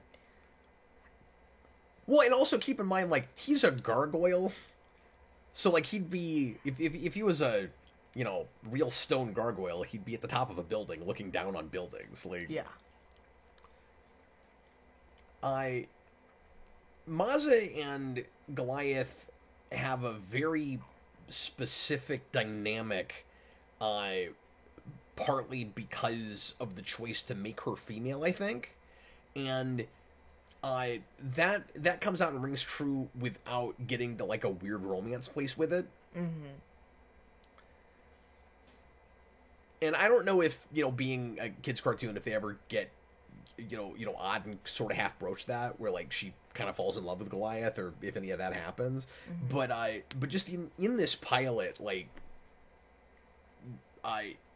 it doesn't even really feel like there's overtones of that or like undertones of that. Yeah. And now we're in kind of our I was gonna say our kind of comedic section with all the fish out of water stuff, but we kind of intercut it with like more serious stuff and more superhero stuff. Yeah. That part where he's rocking in the chair is really funny. Yeah. Just the way it's animated is. Yeah, Hudson seems like the most unlikely of them to develop an obsession with television. Yeah. So it's kind of fun that happens. Yeah. And the part where he's channel flipping later is even better. Yeah, because He flips like past Lion Lion King shows up. Yeah, it's great.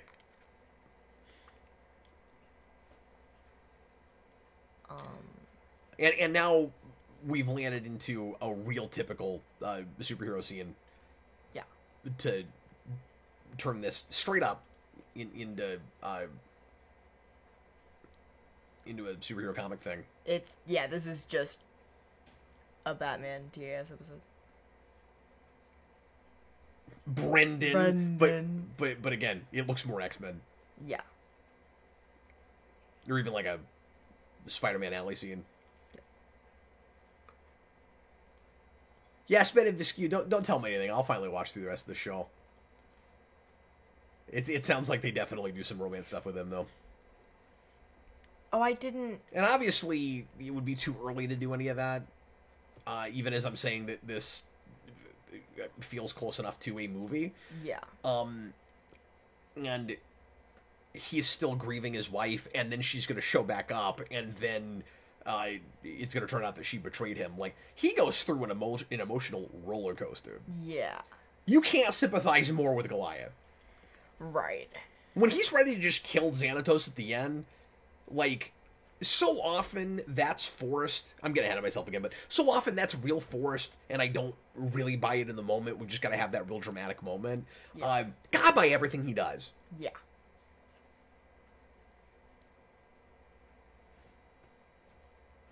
And then this is like... Did they land next to a real gargoyle? Yeah. Yeah, that's pretty great. I didn't catch that the first time. No, sorry, was him. And then here's like the Disney kind of comedic, like Disney Channel show thing. So you're saying we're getting an inkling of what the whole show would have been if they went comedy with it? I think so, yeah. No, it probably would have been more Ninja Turtles. Yeah. And once again, that is a clear inspiration for this also. Yeah. Especially for them. Yeah, I mean, it's funny, it's kind of a different show for some of the gargoyles than it is the others. Right? Yeah. And Goliath serves a different function depending on who he's talking to. Yeah. Because for them, he's like Splinter. Mm-hmm. You know, stay hidden. Yeah. Don't let anybody know about you. Don't get in the middle of anything that would reveal us. Yeah.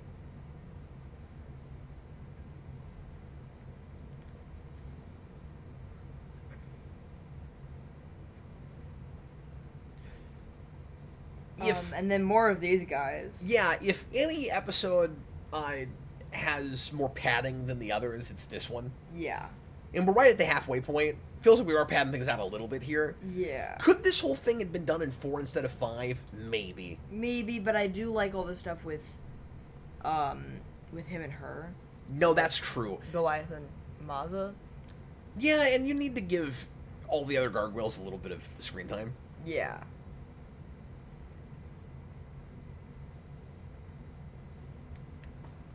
Okay, so, and I didn't realize, I forgot that that's where that ended. That's not a real exciting cliffhanger. Not really. Oh no, we're being attacked by these mercenaries that we beat before. Yeah. What's gonna happen? Well, I'm so scared. The difference is now it's only a detective and the main one who just got shot. Like, that's the difference. Yeah, I guess that's before, true. yeah, we did beat him, but like we had like 5 and a dog thing. Yeah. So. Yeah, so it was easier to take him out. Okay, we're going to go ahead and watch the 4th episode now. We're just 2... we just got 2 left. Why'd you have to pick such a long show this time, Jason? I'm sorry. It was in the moment. No, you're good. I thought of it like... No, I only gave you about 10 minutes to pick something. Yeah. Okay, am ready to watch part 4 of Awakening? Here we go. Everybody, please press play right now. So this song's going to be stuck in your head for the next 6 weeks, right? Yeah. Dun, dun, dun, dun, dun! Dun, dun, dun! And it shows up in the score so much. Yeah, but it works. I think it works, yeah.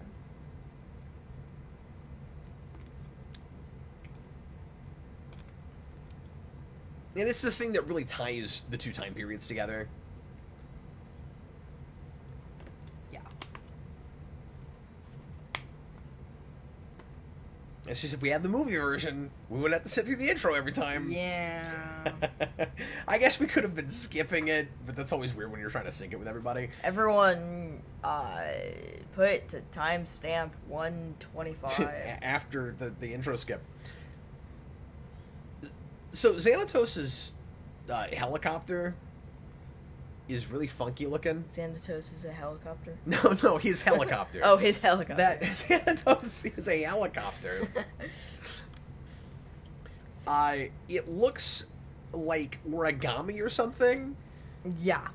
Like it's really angular. Yeah. It's really weird, the shape of it. And when you first get a glimpse of it, it kind of looks like somebody crashed it up against something and it's all scrunched. Yeah. That previously on is really funny because he's like, only the man called Xanatos, and we cut to Xanatos and he's like, Xanatos! This is going to be a weird point, but even the way we put the credits on the screen at the beginning of each episode with the writing and editing and stuff, looks like the way Marvel did it, where it like takes up the whole screen and yeah, the lettering is real similar. And it's appropriate that it's taking its cues as much from the Marvel shows as it is from Batman, because keep in mind we are in New York. Yeah. But it doesn't feel straight up like it should fit in the Marvel universe or something. Like the flavor of it is more timeless than that.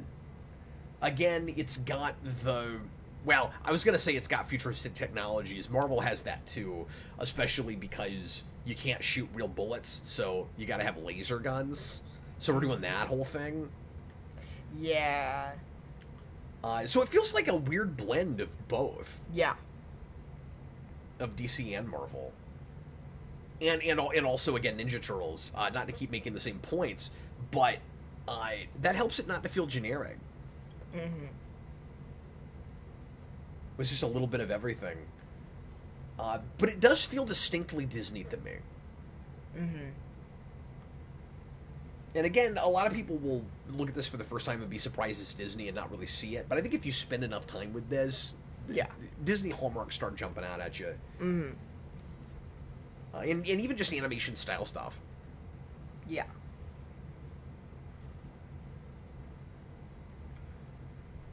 I appreciate that we don't get too silly with the Stranger in the Strange Land stuff. Yeah. This could all get way more sitcom-y Yeah. than it is. And I don't know how obnoxious it gets in other episodes as we move Later. forward. Because it could. I think it's kind of just filler stuff, and I think that's the stuff that makes it the most Disney. Yeah, but also, what else are you going to do with it? Right. Like, they are from 1,000 years in the past. Right. It's just, you don't want it to take... You got to find that balance, and I think this pilot does a good job of this, of it not being too much of a sitcom premise, where here's yet another thing the gargoyles don't understand about present-day America. Yeah. And in this episode, they're going to learn how to use a microwave. And in this episode, they're going to blow up their house with a vacuum cleaner. You know what I mean? Yeah. But you also don't want them to get too acclimated too quickly either, because that would be unbelievable the other direction. Yeah. So when they start using slang and they say dude and stuff, they've spent enough time out in the wild. I kind of buy that. Yeah. So I think they find a good balance with that. It's also believable that they accept modern technology as quickly as they do, because they just chalk it up to mysticism, Yeah. and nobody corrects them on it, Mm-hmm. because they're not going to understand it in any other way. Like, it's oddly believable and sophisticated. Yeah. Well, and what I think is weird is I can't. Like, they come from a Remember- world of magic. They've seen magic. So when he picks up a remote control, well, that's just a magic wand. Yeah. So it's not hard for him to believe that it works, because he doesn't have to understand the technology. But I'm sorry, is it? Yeah. So I think. Here's what's weird is there's a line, I think it's earlier. I think I was looking for it, but I think I missed it. Where one of the three, I can't remember who, I think it was Lexington. He goes, it's either some kind of magic or some kind of technology, and I'm like, how do you know that? Like, you just got here. Yeah, it is odd that he's the one of them that already kind of gets science. I mean, you would have had things in the, what was it, the 900s, that you would call technology. Mm-hmm. You know, you don't have electricity and stuff, Mm-hmm. but there are like simple machines and things that you would call that. So I kind of buy that, but they don't all come to that. Yeah. And it does feel like the gargoyles, apart from Goliath, are all kind of archetypes Yeah. that get into that kind of Ninja Turtle place. So he's got to be your Donatello. You kind of have a Donatello and a Michelangelo. Yeah. Hudson is much more of a, like, Lord of the Rings character or something. Yeah. He's more of a fantasy archetype. Yeah. The old, grizzled, wise but kind of simple-minded man. Yeah. And somebody said he's closer to Splinter. Yeah, in personality and stuff. I'm just saying, Gargoyle's the one that meets out all the rules and stuff. Yeah. He's the mentor. And he's a famous actor. I can't remember who that is, but The voice is recognizable. I think he's the But- guy who, I don't know what else he's in. I know he's in other stuff, but I think he's the guy who's the main guy in Up. Who's also Oh, is it who Ed Asner? Yeah. Okay. I think so. It does kind of sound like Ed Asner, who was doing Spider-Man right around here, too. This is an odd setting. Yeah. She's at this, like, outdoor restaurant that nobody's at, by the way. It's just kind of abandoned. Mm-hmm. And it feels like the kind of setting you'd go to when you didn't have a lot of money. but Yeah. it's animated. But it's animated. I think that's funny. And I appreciate some of that minimalism. Like, it creates a realism, but it's just surprising. Yeah. This is a Batman situation, Yeah. especially because of this explosion that's about to happen. Uh-huh. But like the bullets through the door where she gets lucky and she's ducked through that. Yeah. Well, and I said we can't have real guns in this. I guess we do, but we also have lasers. I think they're lasers that have bullets. Well, yeah, but didn't somebody have a straight up machine gun where Yeah. you don't see the bullets, but you see the explosion from the barrel? Yeah. So that means that if you're the gargoyles, you have to get used to all of our modern technologies, but also futuristic technologies that we don't have, but they do in this because it's a comic booky thing? Yeah.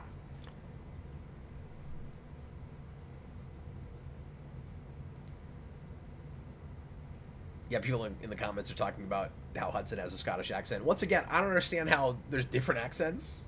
Well, Especially the gargoyles, because they're all from the same place. well, they're supposed to be from Scotland. I don't know how the heck they got to New York. Well, Xanatos. But, right. But, He went and got the castle. like, all the way from Scotland? Yes. Oh. Yeah, didn't you see the flashback where they were dismantling it? Right. Yeah, they were dismantling it in Scotland, and then they took it Right. to New And York. then they, like, oh. Yeah. I didn't realize.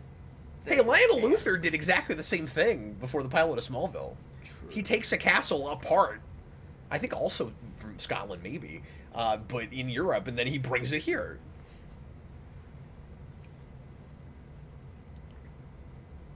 See, everybody wants revenge. Yeah. See, Stop talking to yourself. Even with these brainless secondary characters, we're still real on theme. We're still real on point. You know, eye for an eye. Everybody has that in them, but also maybe the potential to do the selfless thing. Okay, so and what are... the thing that would help us actually live together in harmony, Jason? True. What's up?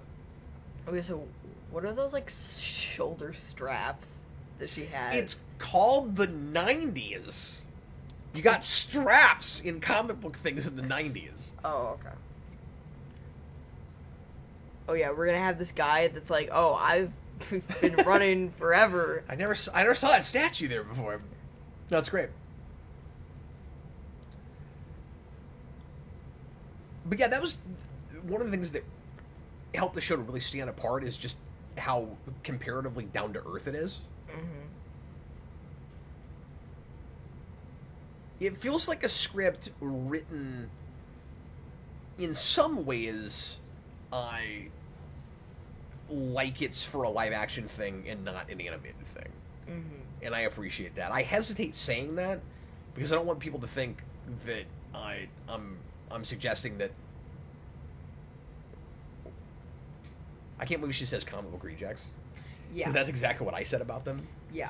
But anyway, I want people to get the wrong idea and be like, well, Cap, then why don't you want a live action version? Because this is a wonderfully stylized thing in animation that doesn't need that treatment, and I want to see, and I don't trust Disney Plus to make that well, I don't and to trust have the Disney money to make anymore it look for good. live action things. Yeah, so I don't want to get into that whole thing again, but that doesn't seem like the right treatment from them for this, especially from those people. Yeah. Right now, but I mean, like, they couldn't even make She-Hulk look good on Disney Plus. Do you really want to see that? You know, these will be fully CG characters in an ongoing thing on a TV budget. Like, no. Uh-huh. But also, first things first, give me a remaster of the show. You're right.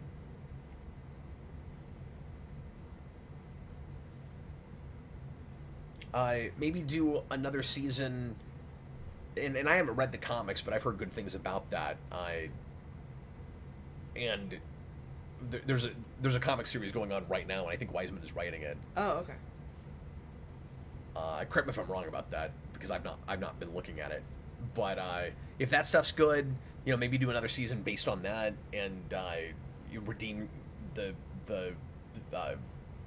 Goliath Chronicles, almost the Sarah Connor Chronicles. Sarah Connor is not in this No, because that's Terminator. that's Terminator.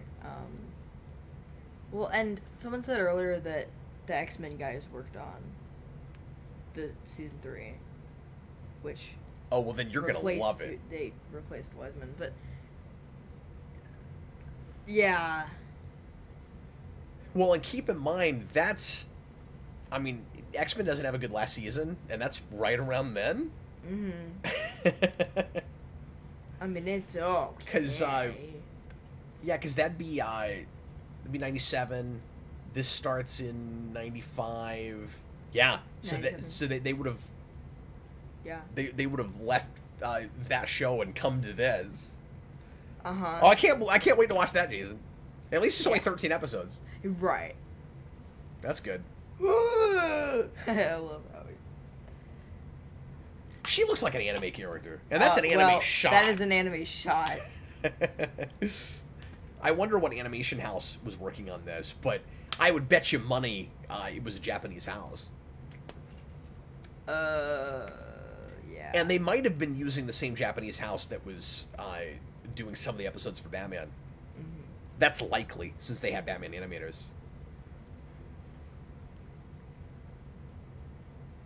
But yeah, I wonder when this is on how big of a surprise this is that she survived that. Because one of those things where in the moment you're like, I mean, I don't know how you survived that, but there's no way you killed this character. Yeah. It's kind of throwaway, the explanation for that. I guess it works okay. But it's like, oh, what we saw was not actually her being broken up.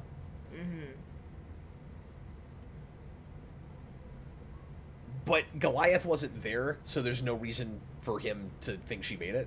Yeah. Because all he sees is just stone laying around. You wouldn't have any way to know which one was, or which pieces came from your wife. Yeah. Spediviscu, there's no good reason not to make live-action gargoyles people under makeup effects. But some of the gargoyle characters are a lot less humanoid than others. Right. And you'd have to do at least the wings in CG. Yeah. The discs. The discs. It's the thumbnail, everybody. We did that because it's funny. So the only thing that feels a little bit inconsistent in Goliath's character to me, I'll bring this up now, is when she starts showing a flagrant disregard for human life a little bit later, when she wants to, like, throw guys out of the airship and all of that. Yeah. Goliath goes, "You've changed." And I'm like, no, she hasn't. Yeah. Like, they had an argument about this in the flashbacks at the beginning, where she hates humans, doesn't trust them, he's trying to keep the peace, and what she's doing is very in character from what she was before. I mean, maybe he hasn't seen her straight up just want to kill humans before, but where he's like, you know, you're hardened, what's happened to us has really affected you. Now, it's changed him. Yeah. Because he tried to trust humans and was betrayed. Yeah. But she seems the same to me. And so it shouldn't really be a shock to him that she was behind so much of it. Yeah. I mean, okay, maybe that she would go that far to betray him, that's shocking. So maybe not that, but the fact that she's okay with just throwing guys out of an airship, that shouldn't surprise him. Yeah.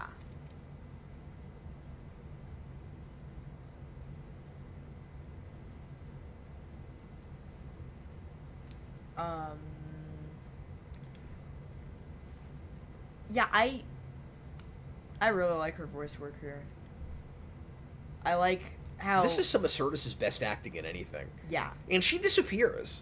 Yeah. You know, I kind of, like, I know what she sounds like, but I kind of, I'm not thinking about her like I am with Frakes. Yeah. She does that devious femme fatale thing really, really well. And then there are one or two throwaway characters that they didn't have an extra female voice for that is clearly Marina Sirtis, and that always makes me laugh. You know, just like anytime that would happen with like Conroy or Mark Hamill in Batman, where it's like that's obviously Kevin Conroy right now playing this pilot or whatever. Yeah. Well, and TAS. Oh yeah, constantly. Constantly. So what does all this remind you of, Jason? I mean Turtles. On Leather Wings? Anybody on yeah. Leather Wings? Yeah, I've only seen that. Like, Straight out of that? Yeah.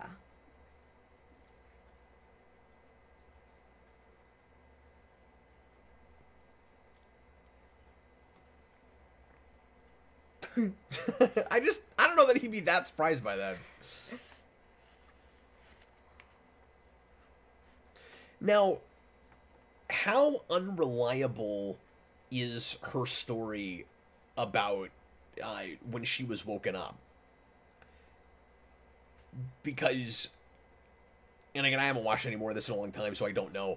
I found myself wondering if she hasn't maybe been out of stasis for a lot longer than them. Yeah. I also really like that Xanatos's, I meant to mention this earlier, that his attitude and reaction when Goliath wakes up the first time is very in line with the revelation later. This is technical writing stuff, but with the revelation later that he's been working with Demona all along. Yeah. Because that could have retroactively not tracked and looked really bad. They could have played it where he was like really surprised by Goliath and not sure if he'd actually wake up and all of that. But then we find out later that he's been working with one with a gargoyle, and they didn't do it like that. There's something really mysterious about that the first time you watch it, where you're like, oh, he knows for sure this is going to work. Yeah. You can see that. Mm-hmm. That's great. That is, once again, I keep saying that word, but it's pretty sophisticated. He goes, don't disappoint me. I mean, I guess that could mean that he's not sure if he's going to wake up, but there's this like certainty on his face. Yeah.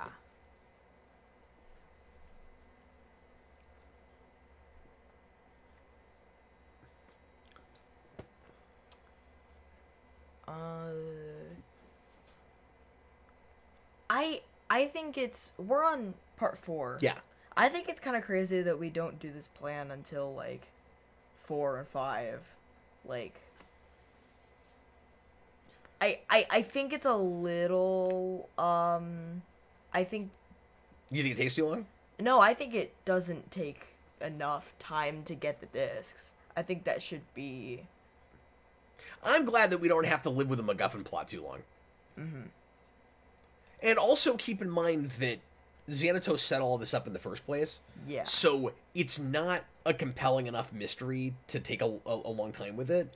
Yeah. You want Goliath to figure that out fast enough. Because if that took episodes and episodes and then it turned out that it was all a ruse, Goliath and the other gargoyles would look like idiots. Yeah. So, you don't want that to happen. Let's go ahead and skip to the last episode now, folks. And something I had forgotten was that the robot sentries were in the pilot. I always remember that coming later. Yeah. That's another thing that makes it feel very X-Men. Yeah. You have Sentinels. Right. Essentially. It's pretty much just Sentinels. It's also the most cartoonish thing in this pilot. Mm-hmm. And I'm fine with it, because it's that kind of show, and it's fun, and it cements, the superhero 90s comic book aesthetic of it, and they look awesome. Yeah. But, well, we'll get into this, and then I'll talk about it. Everybody, please press play. Last one, here we go. Right now. But, Jason, what cracks me up about it is Xanatos is not thinking this through, and it makes the police, apart from Maza, really stupid.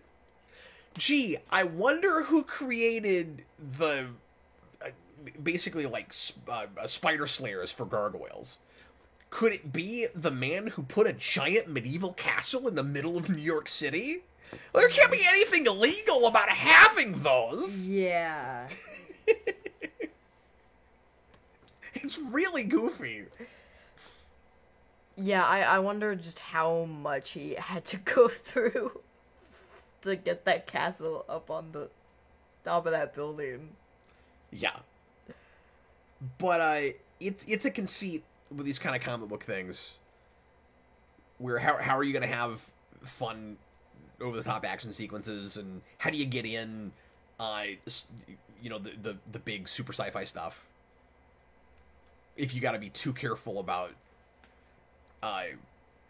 being understated and watching your tracks and everything. Yeah.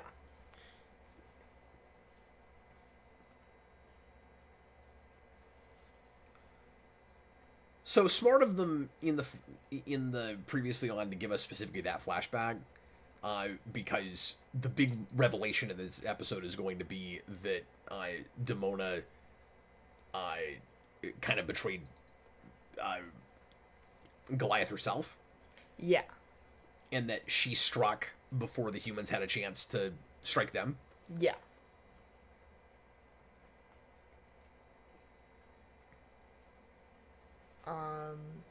I think this is a really good pilot. I think it... Well, and the other thing that it really has in common with those other Marvel shows, I guess I kind of talked about this earlier, is just how serialized it is. Yeah. It's like, it looks like Batman, but... And, of course, the Bruce Timm shows will get that serialized. But not yet. Right. You know, not by 95. We've still got Superman on at this point, I think. Yeah. X-Men and Spider-Man did this where they had, like, long multi-part episodes. Dark Phoenix Saga was 5 parts. Yep. No. Phoenix Saga was 5 parts. Dark Phoenix Saga is 4. Oh, okay. One of those I knew was 5. Yeah. And it is 5 parts. Like, it needs those 5 parts, I think. Does it? But yeah, this just comes out swinging. It's so super confident. Like, it's an original property. Like nobody has heard of this. You don't know if anybody's going to care. It's a superhero show that doesn't look like a superhero show because they don't have costumes. Yeah. But you go, let's treat it like a huge event and give it a 5-part movie opening. Yeah. There are a few shows that did this kind of thing, but not many. Yeah. It's kind of an anime move. Yeah.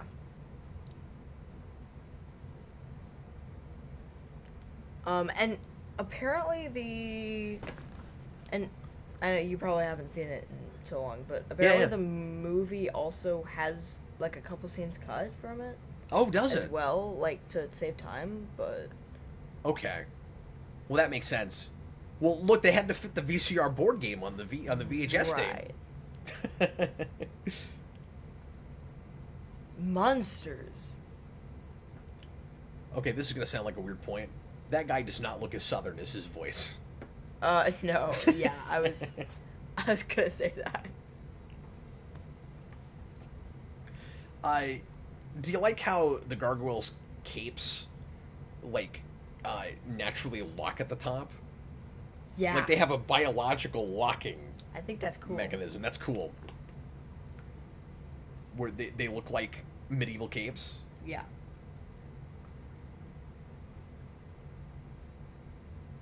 They've really thought through how everything works and, the iconography of what everything's going to look like. Sorry, go ahead. Yeah. So, Hudson just stands in front of that door, like, he doesn't even look like he's trying to do anything. He's just standing in front of the door. Is this true? Daniver says all initial Disney pilots were 5-parters. Oh. So they just had a formula with that. Huh. So you're saying, like, all the stuff based on movies? Like... Little Mermaid Little Mermaid? That didn't have a 5-part pilot. That didn't have a 5-part pilot. Darkwing Duck? That didn't have a 5-part pilot. That had a one-part pilot. Yeah, what things did Dan What? Chris? DuckTales didn't. Uh. Now, DuckTales might have had, like a direct-to-video movie or something before the series. I'm not sure. Okay.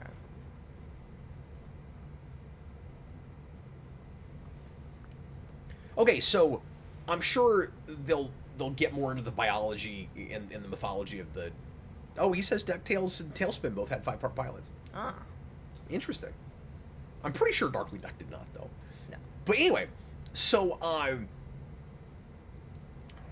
sure the show will get more into this, but the line that Hudson just had a minute ago, where he says, "I'm getting too old for this," because he thinks he's in Lethal Weapon now, it makes you wonder the mortality of the gargoyles, and also how they procreate. Like how long do they live? Yeah. Because you could see them as being kind of immortal. Like, every time they go in what I keep calling stasis, when they turn to stone, it cures them of any ailments they have. Right. Like, and that's another really natural way we arrived to a rule that we didn't know. When Goliath gets hit by a trank dart, and then the effects of it have worn off because he rejuvenated. Yeah. I mean, they basically live in an RPG, you know, where like after enough hours pass, then they're just back to, you know, full health. So you got to wonder, like, how long do they live? Do they live for hundreds of years, or do they like? How much older is Hudson than Goliath? And like generationally, where are they in comparison to each other? And how do they procreate? Yeah. If I they didn't actually have that question because I there's didn't think of only one woman left. that. Yeah. So how are they gonna repopulate their species? And when Goliath, you know, turns on her at the end, he's got to be thinking, like, well, our species is doomed because if she and I don't copulate, there's no chance of our species surviving. But just having one woman left would also, even if they did copulate, not be enough to keep their species going. Yeah. Biologically, like, that doesn't work. So then you got to wonder, okay, like, would she have a bunch of eggs, or like how do they procreate? I mean, so I wonder if they get are into eggs, that. but I don't know how. You know. Well, did they say that? Yeah. Where did they say that? Well, they're like, the big thing is that the eggs were also lost. Oh, I forgot about Yeah. that. Okay, so they do hatch eggs. Yeah. They're too lizard-like or bird-like not to. Spetty Viscu says the show never gets into it, but Wiseman has said the female gargoyles go into mating cycles 3 times during their lifetime. Okay. Maybe the comics get into that. I want to read that stuff now. Really, what this whole show is going to do to us is just make us regret all the things we're never going to have time to finish. Yeah. Because it's a show for people who don't always finish things. Or never finish things. Even. It's the disc. There it is. It's the disc. Now, is it not... this disc! Now, is it not hilarious to you that we have some of this, like, super futuristic technology, and we're also the MacGuffin of the story was a floppy disk, and we had a VHS tape earlier? Yeah. All these things feel quaint going back to them. They don't have a moon behind them this time. Yeah. I like her headpiece. Yeah, she looks like Amazon. Yeah. That's a great line. Yeah. I cannot make war on an entire world. I mean, he's a real leader. And he's also just, like, pragmatic, and not in the way Xanatos is, but he's just realistic.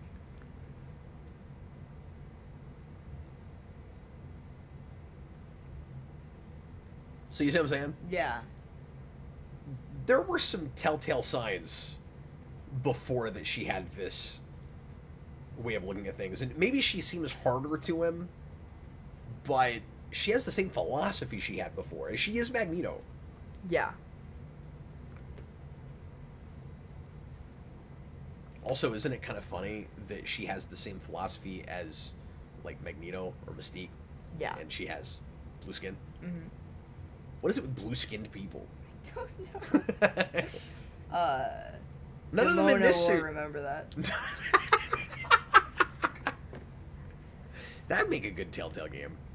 It would. Demona will remember that. We have this thing with Maza where we're like, she's a police detective and she lives in a world of mystery and intrigue, so we have to always light her face with some kind of shadow word. No matter what scene she's in, there's shadows on her face. Yeah. It, I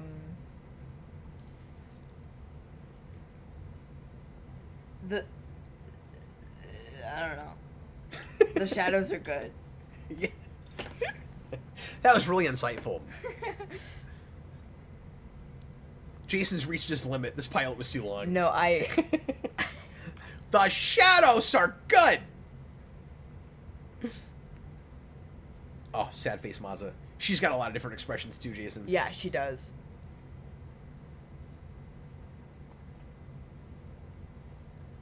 I think she's the one that looks the most out of Batman. Yes. I do too. But Xanatos is a close second. Yeah. That's an awesome transition. Yeah. Yeah, he Just looks his like eyes. And that was a Disney movie shot. Yeah, like he looks like Ra's al Ghul in that shot. Yeah. That's true. I mean, he's not, you know. I like the build up that we do here to seeing what the Sentinels look like. Yeah. You can kind of guess what's going to be behind those sheets. Yeah. He wears his sunglasses at night. We're not spending too much time with the comic relief characters. I don't think we are. You know, I appreciate that it doesn't degenerate into a full-on slapstick comedy. And I like that it has such a good focus, at least in this story, on its real protagonist. So Yeah. it's not an ensemble show, or it's not an ensemble story. Now, I'm sure as you get into it, different characters will get episodes, Yeah. and that's fine. Yeah. But this story is about Goliath, and his, you know, contentious relationship with Demona, and then it's kind of establishing Maza as potentially another protagonist. Like I said, that it reads kind of dual protagonist. She doesn't really have an arc here, so much as just because her character serves Goliath's arc more than anything. Yeah. She's there to prove that there's still hope for the Gargoyles and humanity. Yeah.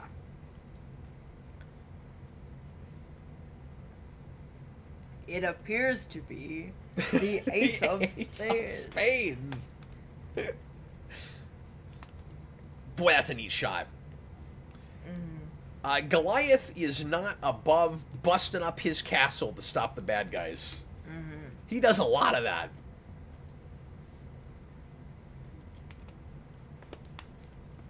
Even the comic relief Gargoyles, there are shots where they're when they get into shadow and silhouette, Mm-hmm. where they look nicely creepy. Yeah. Yeah. Like they all have the potential. Like here, Like they all have there, the yeah. potential to be intimidating, And as they should. I mean, same with like Ninja Turtles and stuff too, where like, you know, Ninja Turtles, they can look intimidating. No matter how, even like 87 Ninja Turtles. no matter how silly they get. Yeah. Yeah. Yeah. What a terrific point. Even the dog gets a moment. Yeah.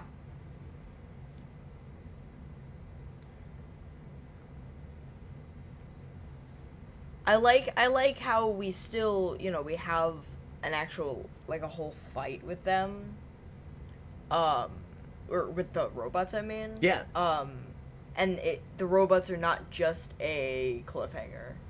That's where it's yeah. like, oh, we've got robots now. I was worried about that like, for a minute. Well, and as kind of, you know, typical silly comic fare as that is, what I like about it is it's the gargoyles having to face up against modern technology immediately when they, or very, very soon after they come out of stasis. And a perversion of themselves. Yeah. They almost died. Yeah. when yeah. The remnants of that robot comes crashing down.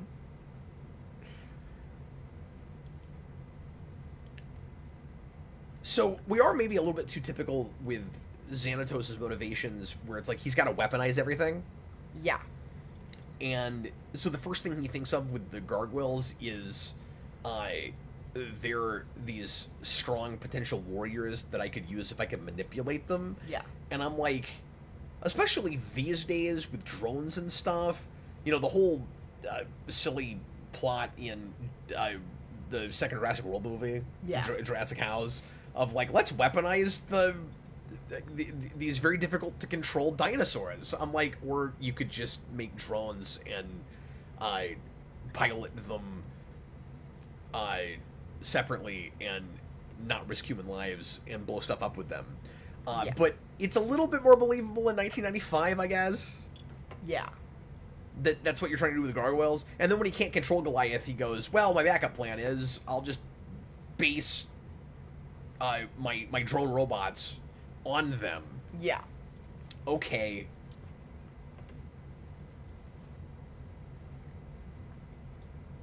I'm hoping he has a somewhat more interesting endgame ultimately.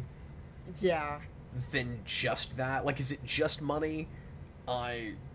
Is he wanting to rule the world, or does he just want a lot of money and power? Well, I think that's kind of hard to tell here. I want him to run for president. That's what I want to see. I want to see President Xanatos. I want him. I feel like I would want him to have, you know, a little bit of both. So yeah, this is such a gut punch here. Like, again, I keep talking about how tragic Goliath is. How sad is it to watch him lose everything and then have such real hope in getting Demona back? That scene where, like, there's a really interesting contrast. I don't know, this is meaty, this show. There's a really nice contrast between his flying around with Maza and then flying around with Demona later. Where it's like he's got his life back, he's got his wife back. Yeah. And then she's gonna crush him, and this is almost worse than when he got turned to stone in the first place. Yeah. Maybe not worse than losing nearly his whole species, but yeah. It's up there, because... But probably just as bad as losing her. Right. Because now he's losing her in a different way. Because at least when he thought she died before, she was still who he thought he married. Yeah.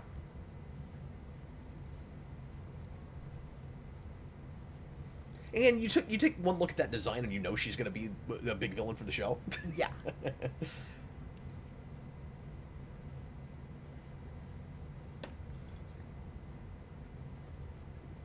Sirtis is awesome, yeah? Yeah.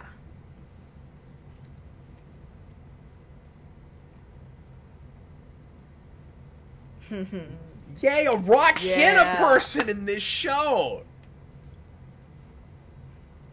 Yeah, they kind of just always, like, felt like next to a person. Senior Sticks, it might be money or power or immortality. Yeah, I could see a Fountain of Youth angle eventually.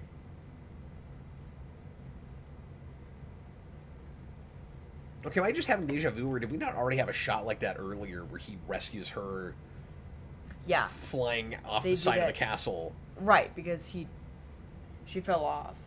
Okay, so he saved her twice this way now. Yeah, that's like a callback, you know.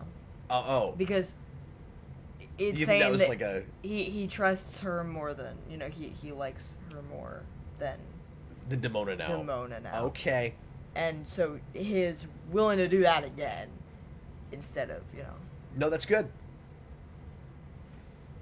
And like usually, I hate this situation where you have the person that's got to talk him down from killing someone because he's not going to, and it's the big bad. Very often, a situation like this, it's a protagonist that we've seen kill people before, but like now he's going to do the right thing finally. This one works. Yeah. It helps that Goliath has actually not straight up killed any human beings.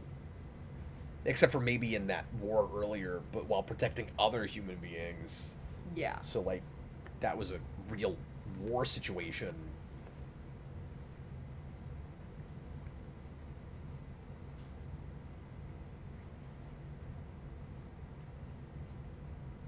But no, Demona and Maza both represent, the opposite ends of the spectrum of the human condition for Goliath. Yeah. Spetty Vescu, we were just kind of talking about this. Would you rather place gargoyles in the Marvel or DC universe? I feel like it fits really well in either. I think it fits. Maybe a I little would better put in it in DC? DC, yeah. But the New York of it all. Yeah. But the X-Men of it all. True. Yeah, no, I think it's a 50-50 split. I don't know if I can answer that. I think it's a lot more like cop heavy and stuff, and just like colors and stuff. Like I think it's and it's a lot more of like dark. The tone of it is so Batman. The tone of it is very yeah, Batman. But the ideas are much more Marvel. Yeah. So yeah, I guess if we're just talking aesthetics, I guess DC. Yeah. And that's a crossover I would love to see. Yeah. Is a Gargoyles Batman thing? Yeah. Like, absolutely. That makes as much sense as Ninja Turtles. Yeah. So it'd be really cool to see that. I mean, yeah, Senior Sticks is right when he says, they're both Disney, so that's actually a possible thing. Whereas putting it in DC would not be possible. Right. So it could have a Marvel crossover if they really wanted it to. Gargoyles and X-Men? Yeah, That could work. or anything Marvel. Right, but what would work better than X-Men? Well, I guess I'm saying I wouldn't do Gargoyles and Avengers. No, you're right. Yeah. Something with Wolverine could be really cool.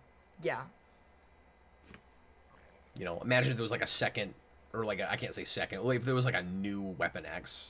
Yeah. Where they tried to use gargoyles. That would be. Yeah, that'd be pretty cool.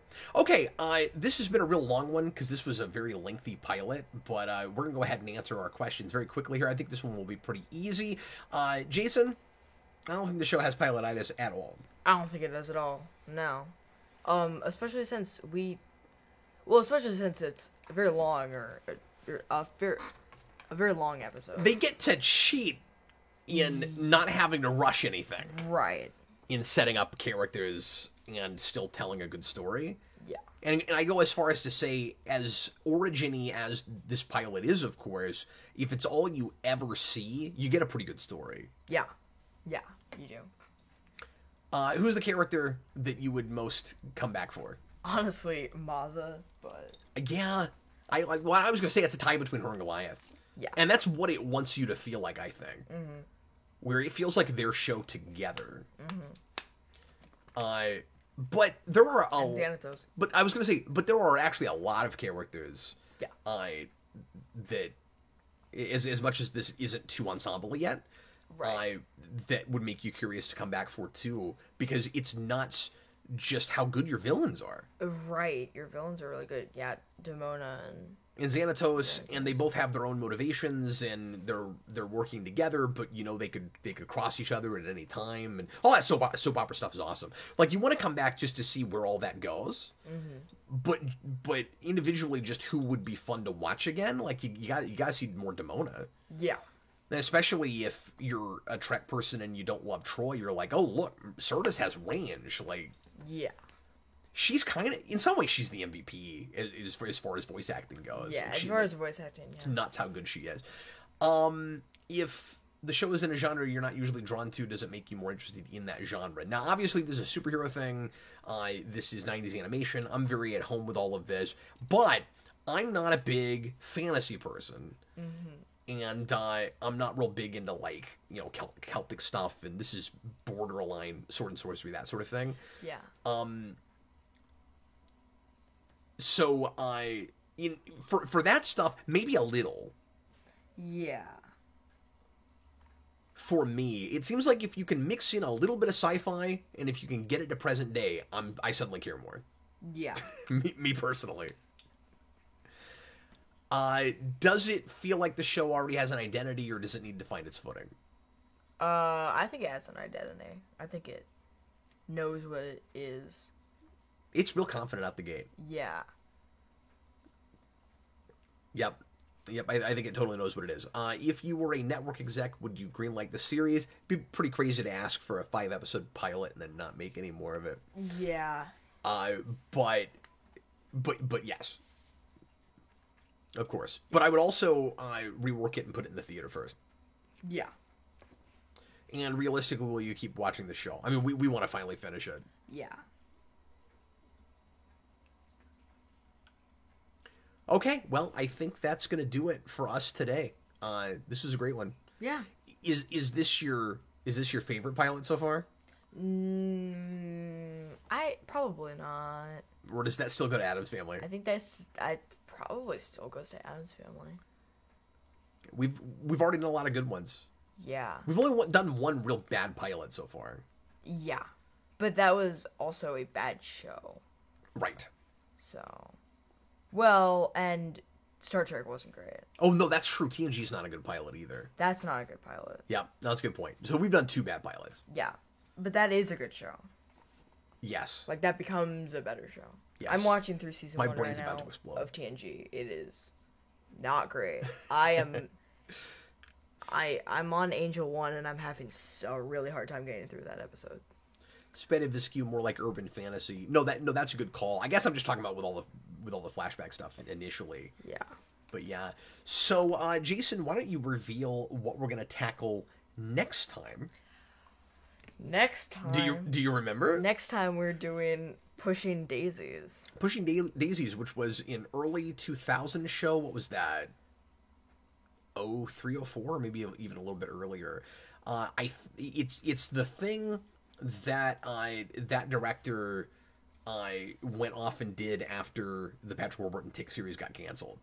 That is his name is on the tip of my tongue. It's the, and I love him. I just can't think of it right now. He directed Men in Black and the Addams Family movie. Speaking of Addams Family, and he did the Patrick Warburton Tick pilot, and was real involved with that show. Sonnenfeld, Barry Sonnenfeld.